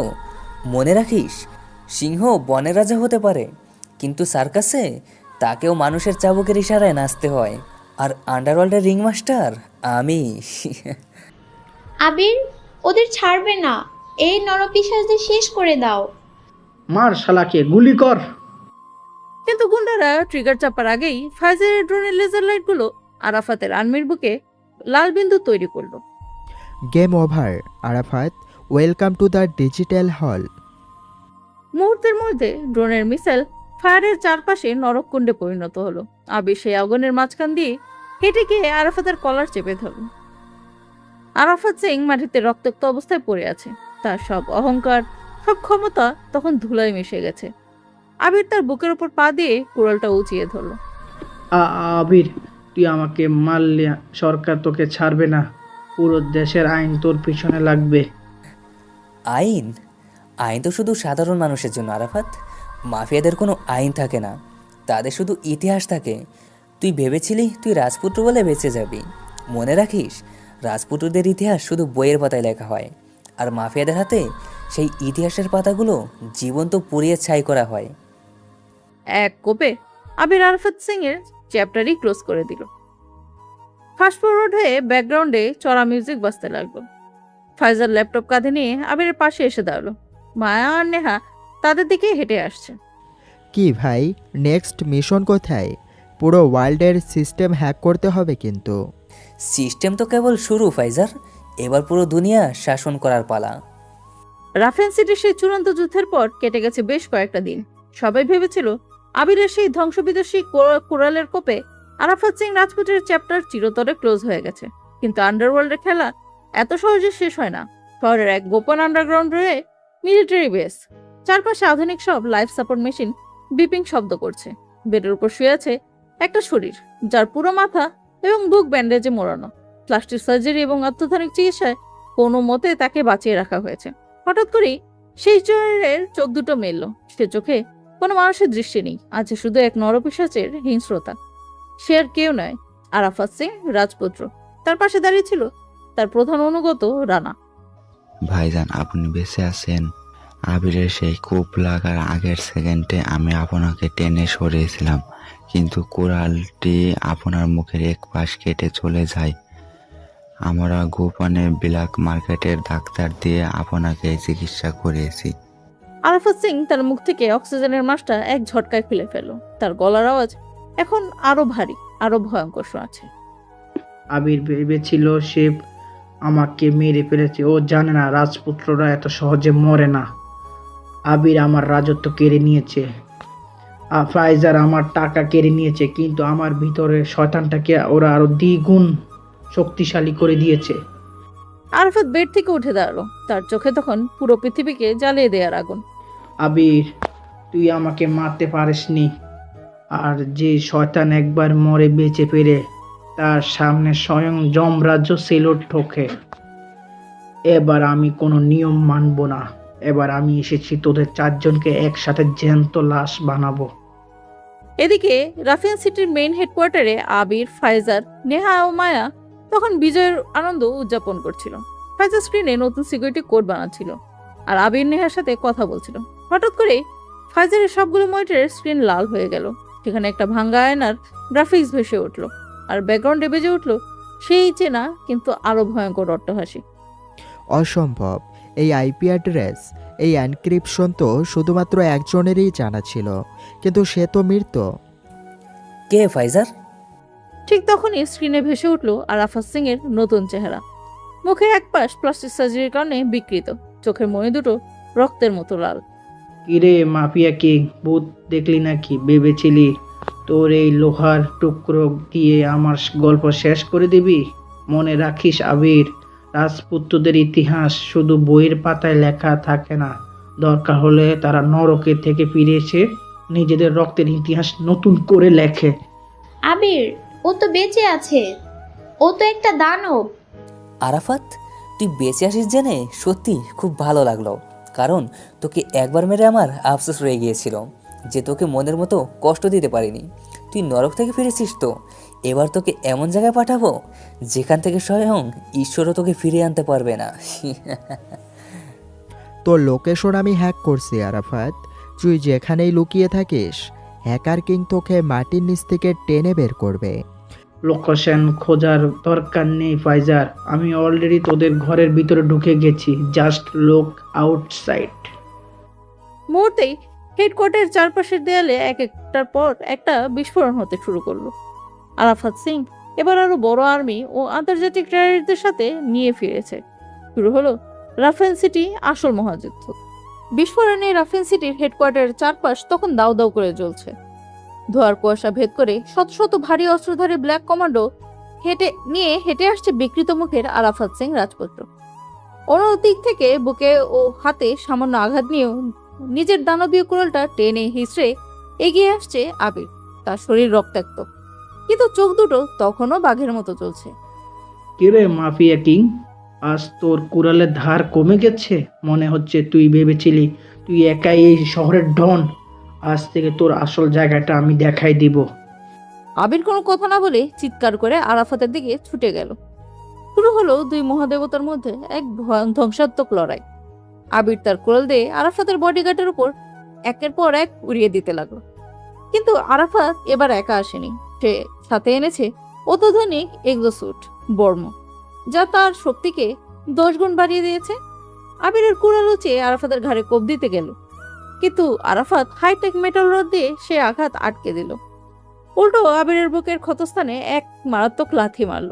আবির ছিটকে গিয়ে একটা পাথরের দেয়ালে আছড়ে পড়ল, তার মুখ দিয়ে রক্ত ঠিকরে বের হলো। আবির, না, উঠে দাঁড়াও আবির। আবির আবার ওঠার চেষ্টা করলো, কিন্তু আরাফাত তার হাতে সক্রিয় রিভলভার দিয়ে আবিরের পায়ে ও কাঁধে 2টি বুলেট ফায়ার করলো। আবির মাটিতে হাঁটু গেড়ে বসে পড়ল, তার হাত থেকে কুড়ালটি ছিটকে অনেক দূরে চলে গেছে। আন্ডারওয়ার্ল্ডের অপজয় সম্রাট আবির আজ প্রথমবারের মতো মাটির সাথে মিশে গেল। আরাফাত হেঁটে এসে আবিরের চুলের মুঠি ধরে তার মাথাটা উপরে তুলল। আবিরের মুখ রক্তাক্ত, চোখ ঝাপসা। কিরে আবির, খুব তো ডায়লগ দিছিলি, মাফিয়াদের ইতিহাস জীবন্ত পুড়ে ছাই করা যায়। আজ দেখ তোর ইতিহাসে শেষ হতে চলেছে। আমি চাইলে এই মুহূর্তে তোর বুকটা ঝাঁঝরা করে দিতে পারি, কিন্তু না। আরাফাত আবিরকে ধাক্কা দিয়ে মাটিতে ফেলে দিল এবং তার উপর পা দিয়ে দাঁড়ালো। তোকে এক বুলেটে মেরে ফেললে তো তুই মুক্তি পেয়ে যাবি আবির। আমি তোকে এই মরার মতন বাঁচিয়ে রেখে করুণা করে গেলাম। এই রাফিয়ান সিটির মানুষ দেখুক, তাদের কথা কথিত ভাগ্যবান আজ আমার পায়ের নিচে কুকুরের মতো পড়ে আছে। তোকে এই যন্ত্রণা নরকে বাঁচতে থাকা ভিক্ষা দিলাম। এই শহর এখন আমার। আরাফাত সিং অট্টহাসি দিতে দিতে তার কমান্ডো বাহিনী নিয়ে নেহা ও মায়াকে টেনে হিসড়ে গাড়িতে তুলে রাফেল সিটি থেকে ধুলো উড়িয়ে চলে গেল। আবিরকে মৃতপ্রায় অবস্থায় ওখানে ফেলে রেখে গেল, অপমানের চরম প্রতিশোধ নিতে। আরাফাত চলে যাওয়ার ঠিক 2 মিনিটের মাথায় ফাইজারের ড্রোন আর্মি সেখানে পৌঁছায়। ফাইজার স্ক্রিনে আবিরের এই অবস্থা দেখে পাগলের মতো গাড়ি নিয়ে যুদ্ধক্ষেত্রে ছুটে আসে। গাড়ি থেকে নেমে ফাইজার যখন আবিরের রক্তাক্ত নিথর দেখলো, গ্লোবাল আন্ডারওয়ার্ল্ডের সেই নিষ্ঠুর হ্যাকারের চোখ দিয়ে পানি অঝরে পড়তে লাগলো। আবির ভাই, চোখ খোলো, তুমি এভাবে হেরে যেতে পারো না। ফাইজার থাকতে তোমার কিচ্ছু হতে দেব না আমি। ফাইজার আর রাফেল সিটির কিছু বিধ্বস্ত মজুর মিলে আবিরকে ধরাধরি করে গাড়ির পেছনে ছেটে তুলল। ফাইজার 200 কিলোমিটার গতিতে গাড়ি ছুটিয়ে নিয়ে গেল শহরের একমাত্র মিলিটারি সুপার স্পেশালিটি হাসপাতালের দিকে। হাসপাতালে পৌঁছানো মাত্রই ফাইজার ডক্টরদের কলা চেপে ধরল। যদি আমার ভাইয়ের হার্টবিট 1 সেকেন্ডের জন্য বন্ধ হয়, এই হাসপাতালের একটা ডাক্তারও আজ জ্যান্ত বাড়ি ফিরবে না। পুরো দেশের মেডিকেল সিস্টেম আমি ক্র্যাশ করে দেব। সেভ হিম। ডাক্তাররা ভয়ে কাঁপতে কাঁপতে আবিরকে আইসিইউ এবং এমার্জেন্সি অপারেশন থিয়েটারে নিয়ে গেল। বাইরে ফাইজার দেয়ালের ওপর ঘুষি মারতে লাগলো। তার হাত দিয়ে রক্ত পড়ছে, কিন্তু তার চেয়ে বড় রক্তক্ষরণ হচ্ছে তার মনে। আরাফাত সিং, তুই আমার ভাইকে হাত দিয়েছিস। তুই ভাবছিস তুই জিতে গেছিস। এবার তুই দেখবি হ্যাকার কিংয়ের আসল রূপ। আমি এবার তোর জীবনটাকে এমন এক ডিজিটাল নরক বানাবো যেখানে তুই প্রতি সেকেন্ডে মৃত্যুর জন্য প্রার্থনা করবি। অপারেশন থিয়েটারে লাল লাইটটি জ্বলে উঠল। ভেতরে আবিরের জীবন মৃত্যুর লড়াই শুরু হলো। আবিরের সুস্থ হয়ে ওঠা আর অন্যদিকে শহরের রাষ্ট্রপতি, সরকার, সেনাপ্রধান সকল মিলিয়ে মিটিংয়ে বসেছে এ দেশ থেকে নরকদের বিনাশ করতে। মিলিটারি হাসপাতালের আইসিইউ, চারপাশটা নিস্তব্ধ, শুধু হার্ট মনিটরের ধীরগতির বিপ বিপ শব্দ হচ্ছে। আবিরের পুরো শরীরে ব্যান্ডেজ, মুখে অক্সিজেন মাস্ক। ডাক্তাররা আশা ছেড়ে দিয়েছিলেন, বলেছিলেন হয়তো চিরতরে কোমায় চলে গেছে। বাইরে ফাইজার জানালার কাছ দিয়ে তাকিয়েছিল। তার চোখের নিচে কালি পড়ে গেছে। হঠাৎ করেই হার্ট মনিটরের গ্রাফটা পাগলের মতো উপরে উঠতে লাগলো। Beep beep beep beep. ডাক্তাররা ভেতরে দৌড়ে গেল, কিন্তু তারা কিছু করার আগেই এক অবিশ্বাস্য কাণ্ড ঘটল। আবির তার চোখ দুটো মেলেল। সে চোখে কোনো ক্লান্তি নেই, আছে শুধু নরখাদকের বাঘের হিংস্রতা। সে এক ঝটকায় নিজের মুখ থেকে অক্সিজেনের মাস্কটা ছিঁড়ে ফেললো। হাত থেকে স্যালাইনের নিডলগুলো টেনে বের করে দিল। ডাক্তাররা ভয়ে পিছিয়ে গেলেন। আবির বেড থেকে নেমে সোজা হয়ে দাঁড়ালো। তার হাড়ের ভেতরের জোরগুলো যেন নতুন শক্তিতে মটমট করে উঠল। সে দরজা খুলে বাইরে বেরিয়ে এলো। আবির ভাই, তুমি ঠিক আছো? আরাফাত আমাকে করুণা করেছিল ফাইজার।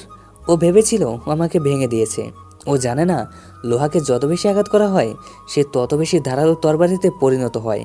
ও আমার শরীর ভাঙতে পেরেছে, কিন্তু মাফিয়া কিংয়ের অহংকার নয়। এবার করুণা দেখানোর পালা আমার। আবির নার্সিং স্টেশন থেকে একটা জ্বলন্ত সিগারেট চেয়ে নিল। এক টান দিয়ে ধোঁয়া ছেড়ে বলল, ফাইজার, আমার বডি আর্মার আর কুড়ালটা রেডি কর। এবার কোনো যুদ্ধ হবে না, এবার শুধু শিকার হবে। এদিকে ঢাকার বঙ্গভবনের কনফারেন্স রুমে এক জরুরি ও অতি গোপনীয় হাই প্রোফাইল মিটিং বসেছে। টেবিলের এক মাথায় বসে আছে দেশীয় মাননীয় রাষ্ট্রপতি নেহার বাবা, অন্য মাথায় সেনাপ্রধান মায়ার বাবা, এবং সাথে আছেন স্বরাষ্ট্রমন্ত্রী ও ডিজিআইএফ এর প্রধানগণগুলো। টান টান উত্তেজনা পুরো ঘরে। টেবিলের উপর রাফিয়ান সিটির স্যাটেলাইট ম্যাপ ছড়ানো। একা একটা আরাফাত সিং পুরো দেশকে জিম্মি করে রেখেছে। সে আমার মেয়ে নেহা আর আপনার মেয়ে মায়াকে বন্দি করেছে। এটা শুধু আমাদের ব্যক্তিগত ক্ষতি নয় জেনারেল, এটা এই সার্বভৌমত্বের উপর আঘাত। স্যার, আমি আর এক মুহূর্ত শান্ত হয়ে বসে থাকবো না। এতকাল রাজনৈতিক ও আন্তর্জাতিক চাপের কারণে আমরা রাফিয়ান সিটিতে আর্মি পাঠাতে পারিনি, কিন্তু এবার পানি মাথার উপর দিয়ে চলে গেছে। আমার কমান্ডোরা বর্ডারে রেড অ্যালার্টে আছে। Just give me the order sir, আমি পুরো রাফিয়ান সিটি ধুলোয় মিশিয়ে দেব। কিন্তু জেনারেল, আরাফাতের কাছে আন্তর্জাতিক টেররিস্টের ব্যাকআপ আছে। তাছাড়া সে পুরো শহরে জ্যামিং সিস্টেম অন করে রেখেছে। আমাদের ডিজিটাল কমিউনিকেশন ওখানে কাজ করবে না। ঠিক তখনই কনফারেন্স রুমে প্রজেক্টর স্ক্রিনে হুট করে অন হয়ে গেল। স্বরাষ্ট্র মন্ত্রকের সব সিকিউরিটি সিস্টেম বাইপাস করে স্ক্রিনে জ্বলে উঠল ফাইজারের ল্যাপটপের logo. Hello mister president and general, আপনাদের ডিজিটাল জ্যামিং নিয়ে চিন্তা করতে হবে না। হ্যাকার কিং অলরেডি আরাফাতের সব স্যাটেলাইট ডিফেন্স হ্যাক করে নিজেদের নিয়ন্ত্রণে নিয়ে নিয়েছে। আপনারা শুধু আপনাদের আর্মি নিয়ে বর্ডারে রেডি থাকুন। স্ক্রিনে ফাইজারের পাশ দিয়ে হেঁটে সামনে এলো আবির। তার পরনে সেই চেনা কালো লঙ্ক, কাঁধে ঝুলছে দানবীয় ভারী কুড়াল। আবিরকে জ্যান্ত দেখে রাষ্ট্রপতি এবং সেনাপ্রধান দুজনেই চমকে উঠলেন। তুমি তো রাফিয়ান সিটির সেই মাফিয়া কিং আবির। মিস্টার প্রেসিডেন্ট, আপনারা আইন দিয়ে দেশ চালান, তাই আপনাদের ফাইল সই করতে অনেক সময় লাগে। আর আমি বুলেট দিয়ে আন্ডারওয়ার্ল্ড চালাই। আমার এখানে জাস্ট একটা সেকেন্ড। আপনাদের মেয়েদের বাঁচানোর দায়িত্ব আমার, কিন্তু দেশ থেকে যদি চিরতরে এই নরকার শয়তানদের বিনাশ করতে চান, তবে আজ আইন আর মাফিয়াকে একসাথে এক রাস্তায় দাঁড়াতে হবে। তুমি আমার মেয়েকে ফিরিয়ে আনতে পারবে আবির? আমি নেহার মায়াকে অক্ষত ফিরিয়ে আনবো, আর আরাফাত সিংয়ের লাশটা আপনাদের বর্ডারে গিফট হিসেবে পাঠিয়ে দিব। This is a mafias promise. সেনাপ্রধান রাষ্ট্রপতির দিকে তাকালেন। রাষ্ট্রপতি মাথা নেড়ে সম্মতি দিলেন। অল রাইট আবির, আজ থেকে দেশের সেনাবাহিনী এবং তোমাদের আন্ডারওয়ার্ল্ড ফোর্স একসাথে স্ট্রাইক করবে। অপারেশন রাফিয়ান সিটি ডেক্সাশন শুরু করা হোক। রাফেল সিটির সবচেয়ে সুরক্ষিত আন্ডারগ্রাউন্ড বাংকার, চারপাশে আধুনিক অস্ত্রে সজ্জিত। আরাফাত সিং বড় স্ক্রিনের সামনে দাঁড়িয়ে মদের গ্লাসে চুমুক দিচ্ছিল। তার মুখে সেই বিকৃত প্লাস্টিক সার্জারির দাগ। সে জানতো এবার আবির এবং দেশের সেনাবাহিনী একসাথে তার উপর হামলা করবে, তাই সে তার শেষ চালটি চাললো। স্ক্রিনে একটি ভিডিও কল কানেক্ট হলো। ওপাশে দেখা গেল মাস্কের এক বরফাবৃত রাজপ্রাসাদ। সেখানে বসে আছে গ্লোবাল আন্ডারওয়ার্ল্ডের অন্যতম don, Russian mafia king Omar Reza. Omar রেজার চারপাশে তার সাইবেরিয়ান বডিগার্ড এবং অত্যাধুনিক স্বয়ংক্রিয় অস্ত্রের মেলা। কি খবর আরাফাত সিং রাজপুত্র? শুনলাম বাংলাদেশে তোমার রাজত্ব নাকি এক সাধারণ মাফিয়া আর এক হ্যাকার মিলে ধুলোয় মিশিয়ে দিচ্ছে। ওমর রাজা, তামাশা বন্ধ করো। আমি তোমাকে এই দেশের অর্ধেক ক্ষমতা আর রাফিয়ান সিটির পুরো খনিকের পার্টনারশিপ দেব। বদলে আমার তোমার রেড আর্মি দিয়ে সাহায্য করতে হবে। আমি ওই আবিরের আর ফাইজারকে চিরতরে শেষ করতে চাই। অর্ধেক ক্ষমতা? ডিলটা মন্দ নয়। আমার ব্ল্যাক কমান্ডোরা অলরেডি সাবমেরিন আর কার্বো বিমানে করে বাংলাদেশের বর্ডারের দিকে রওনা হয়ে গেছে।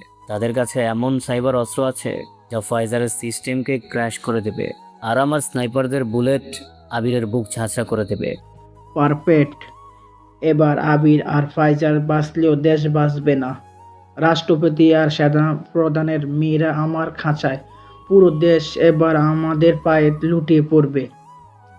এদিকে রাফেল সিটির গোপন কমান্ডো সেন্টারে ফাইজারের গ্লোবাল স্যাটেলাইট ট্র্যাকার হঠাৎ লাল সংকেত দিতে শুরু করলো।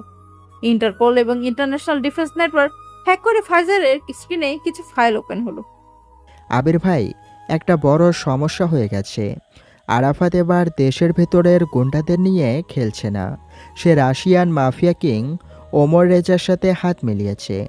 ওমর রেজার পার্সোনাল কিলার স্কোয়াড আর সাইবার হ্যাকাররা অলরেডি আমাদের বর্ডারে ঢুকে পড়েছে। ওমর রেজা রাশিয়ান বরফে রাজত্ব করে। সে অভ্যস্ত ফাইজার। সে জানে না রাফিয়ান সিটির এই লাল মাটি শত্রুর রক্ত চুষে নিতে ভালোবাসে। সে যতবারই কিং হোক, এই মাটিতে পা রাখলে সে শুধু একটা লাশ। ভাই, ওমর রেজার হ্যাকাররা এমন এক ডার্ক ভাইরাস রিলিজ করেছে যা আমাদের ডিফেন্স ড্রোনগুলোকে জ্যাম করার চেষ্টা করছে। আমি আমার পুরো কোডিং পাওয়ার দিয়ে ওদের সাথে সাইবার যুদ্ধ লড়ছি। তুই সাইবার ওয়ার্ল্ডে ওদের ব্যাকডোর ভেঙে দে ফাইজার, আর আমি মাটিতে গিয়ে ওদের হাড়গুলো ভাঙছি। জেনারেলকে সিগন্যাল পাঠিয়ে দে, আন্তর্জাতিক যুদ্ধ শুরু হয়ে গেছে। রাশিয়ান সিটির পেছনের অংশে থাকা একটি গোপন এবং পরিত্যক্ত মিলিটারি এয়ারস্ট্রিপ। মাঝরাতে চারপাশে কুয়াশায় ঢাকা। আকাশ ফুঁড়ে নেমে এলো দুটি বিশাল কালো রঙের রাশিয়ান সামরিক কার্গো বিমান। বিমানগুলোর চাকা মাটিতে ছোঁয়া মাত্রই চারপাশের পরিবেশ থমথমে হয়ে উঠল। বিমানের পেছনের বিশাল হাইড্রোলিক গেট খুলে যেতেই একে একে নেমে এলো ওমর রেজার elite force, the red army. সবার পরনে কুচকুচে কালো ট্যাকটিক্যাল গিয়ার, মুখে মাস্ক, আর হাতে রাশিয়ার তৈরি অত্যাধুনিক স্বয়ংক্রিয় অ্যাসল্ট রাইফেল এবং অ্যান্টিম্যাটেরিয়াল স্নাইপার। তাদের সাথে নেমে এলো কয়েকটি আর্মার্ড কমব্যাট ভেহিকেল। এই বাহিনীর ঠিক মাঝখান দিয়ে ধীর পায়ে নেমে এলো খোদ ওমর রেজা। তার পরনে দামিয়েই রাশিয়ান পশমি ওভারকোট, চোখে ঠান্ডা ও নিষ্ঠুর চাউনি, তার গাল বরাবর একটা পুরনো কাটার দাগ। আস্তানার প্রবেশদ্বারে তাকে স্বাগত জানাতে নিজে বডিগার্ডদের নিয়ে দাঁড়িয়ে আছে বিকৃত মুখের আরাফাত সিং রাজপুত্র। আরাফাতের গোপন বাংকারের বিলাসবহুল মিটিং রুমে দুই আন্ডারওয়ার্ল্ডের মাথা মুখোমুখি বসে। টেবিলের উপর রাখা দামি রাশিয়ান ভদকার বোতল আর রাশিয়ান সিটির খনির map. Welcome to Russian city Omar Raja. তোমার এই ছেলেদের দেখে আমার বুকের বল দ্বিগুণ হয়ে গেল। এবার আর কোনো আর্মি বা কোনো মাফিয়া কিং আমাদের রুখতে পারবে না। আরাফাত সিং, আমার এই বাহিনী সাইবেরিয়ার 40 ডিগ্রি তাপমাত্রায় যুদ্ধ করে অভ্যস্ত। এদের সামনে বাংলাদেশের ওই সাধারণ সেনাবাহিনী বড়জোর কয়েক ঘন্টা টিকবে। কিন্তু আমার আসল টার্গেট ওই মাফিয়া কিং আবির আর হ্যাকার ফাইজার। ওরা আমার বিজনেসের অনেক ক্ষতি করেছে অতীতে। ওদের আমি এমন শাস্তি দিব যা ইতিহাস মনে রাখবে। ফাইজারকে আমি তোমার হাইটেক সাইবার স্কোয়াডের হাতে ছেড়ে দেব। আর আবির, এবার যখন সে আমার সামনে আসবে আমি নিজের তার ওই কুড়াল দিয়ে ওর মাথাটা তার ধর থেকে আলাদা করে দেব। শান্ত হও রাজপুত্র, রাগ দিয়ে যুদ্ধ জেতা যায় না, স্ট্র্যাটেজি লাগে। আমার হ্যাকাররা অলরেডি রাফিয়ান সিটির আকাশে একটা ডিজিটাল ব্ল্যাকআউট তৈরি করছে। ফাইজারের কোনো ড্রোন বা স্যাটেলাইট এই আস্তানার 1 কিলোমিটারের মধ্যে কাজ করবে না। আর আবির যদি এখানে ঢোকার চেষ্টা করে তবে আমার স্নাইপারদের থার্মার বুলেট তার বুক ঝাঁচড়া করে দেবে। ঠিক তখনই বাংকারের লোহার গেটটা ভারী বুটের শব্দে কেঁপে উঠল। ওমর রেজার প্রধান সেনাপতি ইভান ঘরে ঢুকে সেলুট দিল। বস, বর্ডারে মুভমেন্ট দেখা গেছে। বাংলাদেশের স্পেশাল কমান্ডো ফোর্স আর আবিরের পার্সোনাল মাফিয়া গ্যাং একসাথে আমাদের বর্ডারের ডিফেন্স লাইনের দিকে এগিয়ে আসছে। আরাফাত সিং নিজের মেশিন গানটি কপ করে উঠে দাঁড়ালো। তার চোখে তখন রক্তের নেশা। আসুক, ওদের সামনে আমি এই রাফিয়ান সিটিকে কবরস্থান বানিয়ে রেখেছি। ওমর রাজা, আজ রাতে ওই দেশের ইতিহাস নতুন করে লেখা হবে। Let the game begin Arafat, আজ রাতে রক্ত গঙ্গার মতো বইবে। এখন এক আন্তর্জাতিক মহাযুদ্ধের চূড়ান্ত বিন্দুতে দাঁড়িয়ে আছে। একদিকে আবির, ফাইজার এবং দেশের সেনাবাহিনী, অন্যদিকে আরাফাত সিং এবং রাশিয়ান মাফিয়ার ওমর রেজার যৌথ রেড আর্মি। রাফিয়ান সিটির বর্ডারে রাশিয়ার মাফিয়া ওমর রেজার রেড আর্মি ল্যান্ড করার ঠিক পর মুহূর্তে ঢাকার এক অতি গোপনীয় মিলিটারি আন্ডারগ্রাউন্ড ওয়ার রুমে বসল দেশের ইতিহাসে সবচেয়ে বড় হাই ভোল্টেজ মিটিং। টেবিলের চারপাশে উপস্থিত দেশের মাননীয় প্রধানমন্ত্রী, রাষ্ট্রপতি, সেনাপ্রধান general, underworld mafia king Abir এবং গ্লোবাল হ্যাকার কিং ফাইজার। ঘরের বড় স্ক্রিনগুলোতে তখন রাশিয়ান সিটির লাইভ স্যাটেলাইট ফিড চলছে, যেখানে রাশিয়ান কার্গো বিমানগুলো ল্যান্ডিং পরিষ্কার দেখা যাচ্ছে। ঘরে থমথমে নীরবতা থেমে প্রথম হুঙ্কার ছিলেন সেনাপ্রধান। আমাদের দেশের মাটিতে কোনো বিদেশি মাফিয়ার বুটের দাগ আমি সহ্য করব না। জেনারেল, আপনার কমান্ডারদের অর্ডার দিন। বর্ডার ক্রস করে রাফিয়ান সিটিতে যত রাশিয়ান সৈন্য আছে সবাইকে ধুলোয় মিশিয়ে দিন। আন্তর্জাতিক কোনো চাপ আমি পরোয়া করি না। আবির, আরাফাত আর ওমর রেজার জোট কিন্তু খুব ভয়ঙ্কর। আমার মেয়ে নেহা আর মায়াকে ওরা হিউম্যান শিল্ড হিসাবে ব্যবহার করতে পারে। আর্মি ট্যাঙ্ক নিয়ে ঢুকলে ওদের জীবন ঝুঁকিতে পড়বে। এতক্ষণ ঘরের কোণে চুপচাপ দাঁড়িয়ে একটা নেহরা সিগারেট ঠোঁটে চেপে নিজের কোরালটায় টান দিচ্ছিল আবির। রাষ্ট্রপতির কথা শুনে সে ধীর পায়ে টেবিলের সামনে এসে দাঁড়ালো। তার চোখে সেই চিরচেনা বরফ শীতল হিংস্রতা। Madam prime minister, mister president, army লড়াই করে আইন মেনে বর্ডার বাঁচানোর জন্য, কিন্তু মাফিয়ারা লড়াই করে আন্ডারওয়ার্ল্ডের নিয়ম মেনে সাম্রাজ্য ধ্বংস করার জন্য। ওমর রেজা রাশিয়ান ডন হতে পারে, কিন্তু বাংলাদেশের আন্ডারওয়ার্ল্ডের মাটিটা অনেক বেশি গরম। ওখানে পা রাখলে চামড়া পুড়ে ছাই হয়ে যায়। তাহলে তোমার প্ল্যান কি আবির? প্ল্যান সোজা, জেনারেলের আর্মি বাইরে থেকে ভারী আর্টিলারি আর ট্যাঙ্ক নিয়ে ওমর রেজার মেন ডিফেন্স লাইনকে এঙ্গেজ রাখবে। ওদের মনে হবে পুরো মিলিটারি অ্যাটাক করেছে, আর সেই সুযোগে ভেতর থেকে আরাফাতের বাংকারের দেয়াল ভেঙে নরকে ঢুকবো আমি আর ফাইজার। নেহার মায়াকে অক্ষত বের করার দায়িত্ব আমার। আর ওমর রেজা ও আরাফাত, ওদের লাশ এই দেশের মাটিও গ্রহণ করবে না, কুকুরের সামনে ছুড়ে দেওয়া হবে।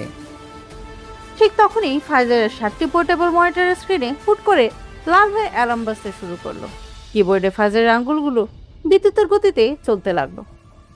ভাইজান, Omar Reza Russian cyber squad already আমাদের স্যাটেলাইট ট্র্যাকিং ব্লক করার চেষ্টা করছে। ওরা রাফিয়ান সিটির উপর একটা ডিজিটাল আয়রন ডোম তৈরি করেছে। আমাদের ড্রোন আর্মিকে ওরা জ্যাম করতে চায়। তাহলে তো আমাদের কোনো মিসাইল বা ড্রোন কাজ করবে না ফাইজার। জেনারেল, রাশিয়ার হ্যাকাররা বরফে বসে কোডিং করে, আর হ্যাকার কিং ফাইজার ইন্টারনেটের ডার্ক ওয়েবের আগুনে বসে কোড লেখে। ওরা আমার সিস্টেমে ভাইরাস পাঠিয়েছে। আমি অলরেডি মস্কোতে ওমর রেজার মেইন হেডকোয়ার্টারের ব্যাঙ্ক অ্যাকাউন্ট আর ব্ল্যাক মার্কেট সার্ভার হ্যাক করে লিক করে দিয়েছি। Just 3, 2, 1 broom. মুহূর্তের মধ্যে স্ক্রিনে দেখা গেল রাফিয়ান সিটিতে থাকা রাশিয়ানদের হাইটেক কমিউনিকেশন ডিভাইসগুলো একে একে ব্লাস্ট হতে শুরু করেছে। ফাইজারের সেই সাইবার অ্যাটাকে রাশিয়ান হ্যাকারদের ব্যাকবোন ভেঙে গেল।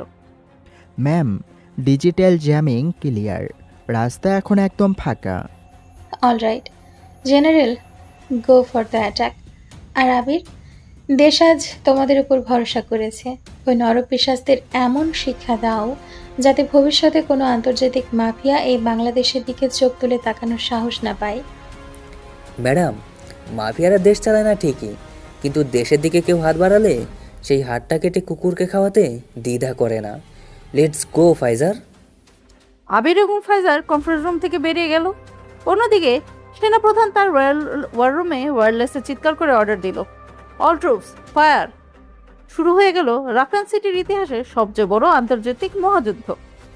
মাঝরাত পার হয়ে তখন ভোরের আলো ফোটার ঠিক আগের মুহূর্ত।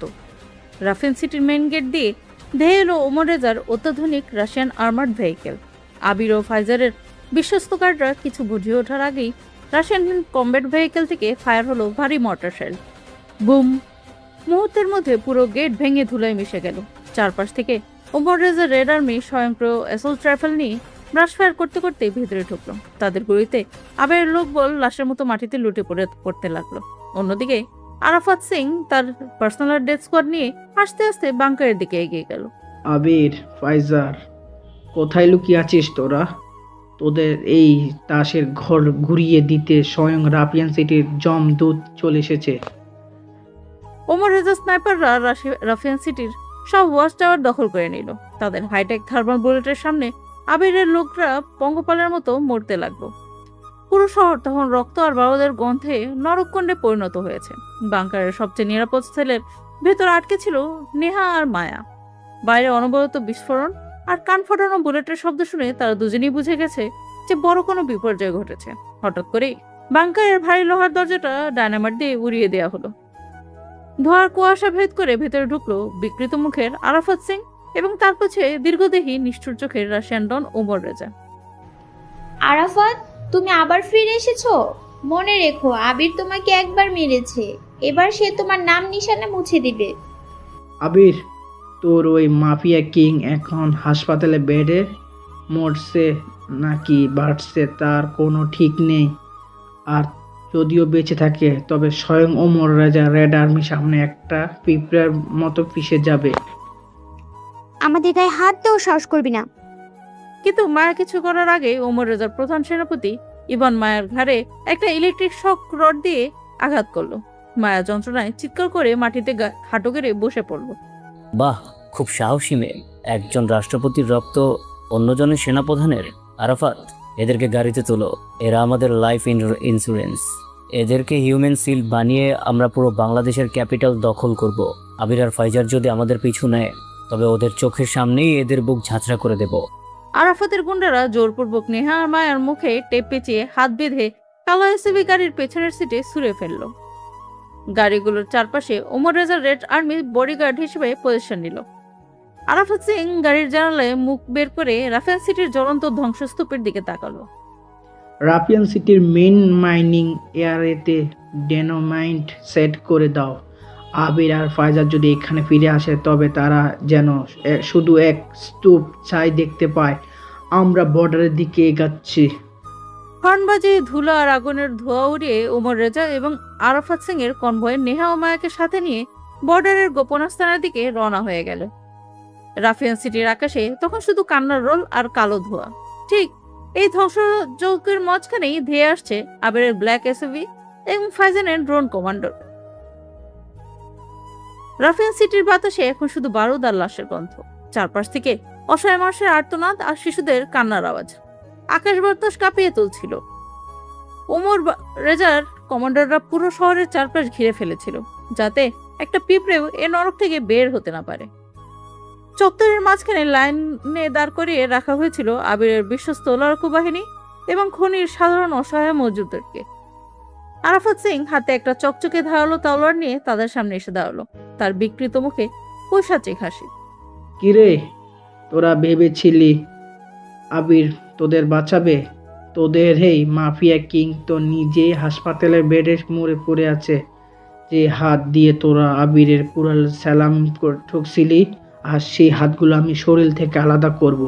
No mercy, kill the mob. Omar রেজার অর্ডার পাওয়া মাত্রই রেড আর্মির জল্লাদ দল পশুর মতো হিংস্র হয়ে উঠল। শুরু হলো ইতিহাসের সবচেয়ে নিষ্ঠুর গণহত্যা। আরাফাত, তুই কাপুরুষ। সাহস থাকলে আমাদের হাত খুলে যুদ্ধ কর। আবির ভাই ফিরে আসলে তোদের চামড়া দিয়ে জুতো বানাবে। আরাফাত সিং রাগে অন্ধ হয়ে রাশেদের সামনে এগিয়ে গেল। সে তার তলোয়ারের ধারালো ডগাটা সরাসরি রাশেদের বুকের ভেতরে ঢুকিয়ে দিল। তোর আবির ভাই আসার আগে তোকে নরকে পাঠিয়ে দিলাম। যা, ওখানে গিয়ে তোর ভাইয়ের জন্য অপেক্ষা কর। রাশেদ মুখ দিয়ে রক্ত তুলতে তুলতে মাটিতে ঢলে পড়ল। পুরো চত্বর তখন লাশের পাহাড়ে পরিণত হলো। কোনো আইন নেই, কোনো বিচার নেই, আছে শুধু তলোয়ারের নিষ্ঠুর আঘাত আর বুলেটের গর্জন। ওমরের সৈন্যরা হেসেই যাচ্ছিল আর একের পর এক নিরীহ মানুষের বুক ঝাঁঝরা করে দিচ্ছিল। ঠিক যখন আরাফাত সিং তার তলোয়ার উঠে আরেকটা বাচ্চার উপর আঘাত করতে যাচ্ছিল, ঠিক তখনই বহুদূর থেকে একটা বিকট শব্দ শোনা গেল, যেন একটা জীবন্ত ডাইনোসর ধেয়ে আসছে। রাফিয়ান সিটির সেই রক্তাক্ত চত্বরের মেন দেয়ালটা ভেঙে গুড়িয়ে দিয়ে ভেতরে ঢুকে পড়লো আবিরের সেই চেনা কুচকুচে কালো এসইউভি গাড়ি। গাড়ির চাকাগুলো রক্ত আর ধুলায় মাখিয়ে সজোরে ব্রেক বসলো। গাড়ির দরজা খুলে গেল। ধোয়ার মাঝখান থেকে প্রথমে মাটিতে পড়লো একটা ভারী বুটের শব্দ। তারপর বেরিয়ে এলো সেই দীর্ঘদেহী দানব মাফিয়া কিং আবির। তার ডান হাত জ্বলছে সেই বিশালাকার ভারী কোড়ালে, আর বাম হাতে একটি অত্যাধুনিক অটোমেটিক শটগান। তার ঠিক পেছনেই ড্রোন কমান্ড কার নিয়ে হাজির হলো হ্যাকার কিং ফাইজার। আবিরের চোখ দুটো তখন ক্রোধে রক্তের মতো লাল হয়ে আছে। নিজের ভাইদের আর অসহায় মানুষদের লাশ দেখে মাফিয়া কিং এর ভেতরের আসল দানবটা এবার জেগে উঠেছে। ওমর রেজা, আরাফাত, তোরা মানুষের রক্ত নিয়ে হোলি খেলেছিস।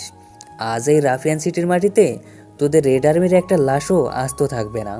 আজ তোদের যমরাজ স্বয়ং তোদের সামনে দাঁড়িয়ে।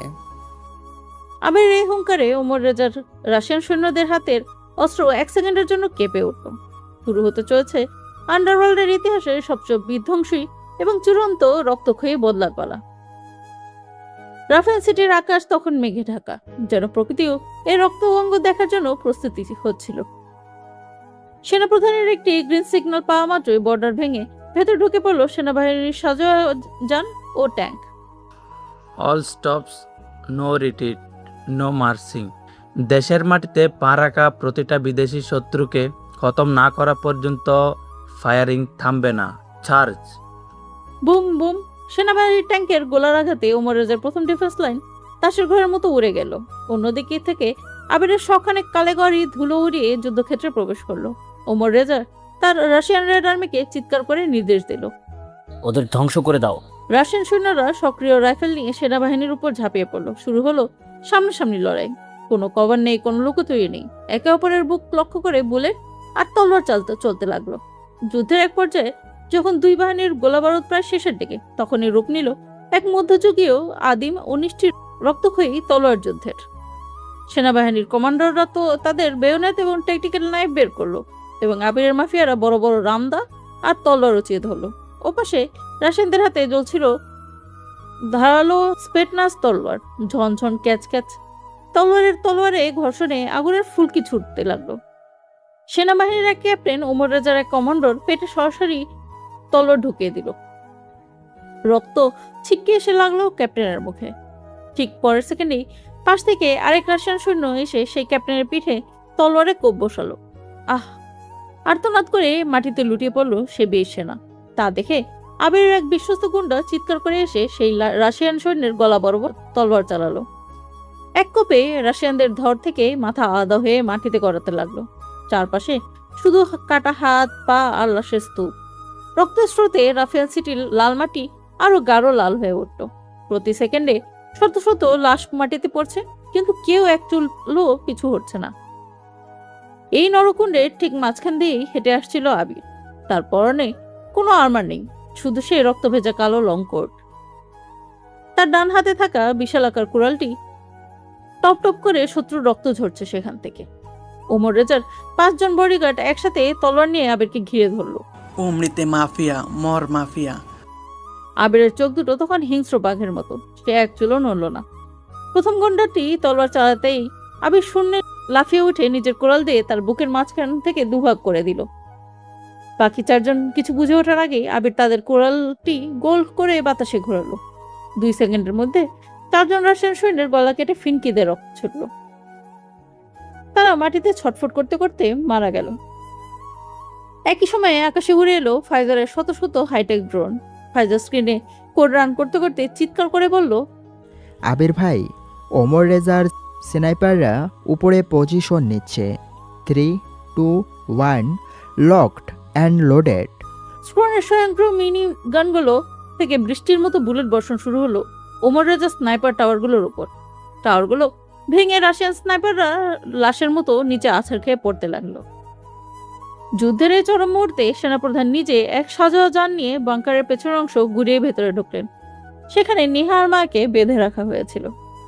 বাবা, আবির আর ফাইজারকে বাঁচাও, বাইরে খুব ভয়ঙ্কর যুদ্ধ হচ্ছে। জেনারেল, আরাফাত আর ওমর রেজা বর্ডারের দিকে পালানোর চেষ্টা করছে, ওদের যেতে দেবেন না। বাইরে তখন ওমর রেজা আর আরাফাত সিং দেখলো তাদের বিশাল রেড আর্মি দেশের সেনাবাহিনী আর আবিরের কুড়ালের নিচে কচু কাটা হচ্ছে। তাদের সব অহংকার তখন ধুলায় মিশে গেছে। চারিদিকে শুধু তাদের নিজেদের সৈন্যদের লাশ পড়ে আছে। আরাফাত সিং কাঁপতে কাঁপতে ওমর রেজার দিকে তাকালো। ওমর রেজা, এবার আমরা শেষ। এই আবির তো মানুষ না, স্বয়ং শয়তান। রাশিয়ানরা কখনো পালায় না আরাফাত। আজ যদি মরতে হয় তবে ওই মাফিয়া কিং এর রক্ত নিয়েই মরবো। আবির ধীর পায়ে ধোয়া আর লাশের স্তূপ ডিগে ওমর রেজা আর আরাফাত সিং এর সামনে এসে দাঁড়ালো। তার পেছনে এসে পজিশন নিল ফাইজারের ড্রোন আর্মি আর সেনাপ্রধানের সশস্ত্র কর্মকাণ্ডগুলো। দুই ভিলেন এখন সম্পূর্ণ কোণঠাসা। রাফেল সিটির সেই রক্তাক্ত ধ্বংসস্তূপের মাঝে আন্ডারওয়ার্ল্ডের ইতিহাসে সবচেয়ে প্রতীক্ষিত এবং চূড়ান্ত মহাযুদ্ধের মঞ্চ প্রস্তুত হলো। চারদিকে তখনও সেনাপ্রধানের আর্মি আর রেড আর্মির মাঝে বুলেটের গর্জন চলছে। কিন্তু এই রণাঙ্গনের ঠিক মাঝখানে তৈরি হলো দুটি আলাদা বৃত্ত। একদিকে অস্ত্রের লড়াই, অন্যদিকে যুদ্ধের লড়াই। তলোয়ারের ঝঞ্ঝানি আর কিবোর্ডের ঝড়ে সেই চূড়ান্ত এবং শ্বাসরুদ্ধকর ক্লাইম্যাক্স নিচে বিস্তারিতভাবে ফুটিয়ে তোলা হলো। আরাফাত সিং রাজপুতের মাটি থেকে একটি ভারী দুইধারী স্প্যানিশ তলোয়ার তুলে নিল। তার বিকৃত প্লাস্টিক সার্জারির মুখটা রাগে ও প্রতিহিংসায় কাঁপছিল। ওপাশে আবির তার হাতের সেই দানবীয় কোরালটি মাটিতে ঠুকে দিয়ে একটা লম্বা কুচকুচে কালো জাপানিজ কাটানা তুলে নিল। আবির, তুই আমাকে একবার মেরেও মারতে পারিসনি। আজ এই তলোয়ারের ডগা তোর বুক ছিঁড়ে রক্ত বের করবে। আজ রাফিয়ান সিটি দেখবে কার হাত বেশি চলে। আরাফাত, কুকুরের লেজ কখনো সোজা হয় না, আর তোর মতো শয়তানের আয়ু বেশি দিন টেকে না। তোকে তো আগেই বলেছি, রাজপুত্রদের ইতিহাস বইয়ের পাতায় লেখা হয়, আর মাফিয়াদের হাতে সেই পাতা জীবন্ত পোড়ানো হয়। আজ তোর শেষ পাতাটা আমিই ছিঁড়ব। আরাফাত বাঘের মতো লাফিয়ে এসে আবিরের মাথা লক্ষ্য করে তলোয়ার চালালো। আবির বিদ্যুতের গতিতে নিজের তলোয়ার দিয়ে সেই আঘাত আটকালো। দুই ধাতুর ঘর্ষণে আগুনের ফুলকি ছিটকে উঠল।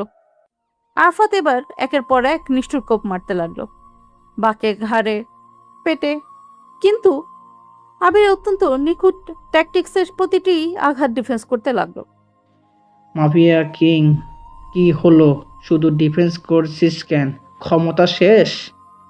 আবির মুচকি হাসলো, তার সেই চেনা খুনি হাসি। এবার আমার পালা রাজপুত্র।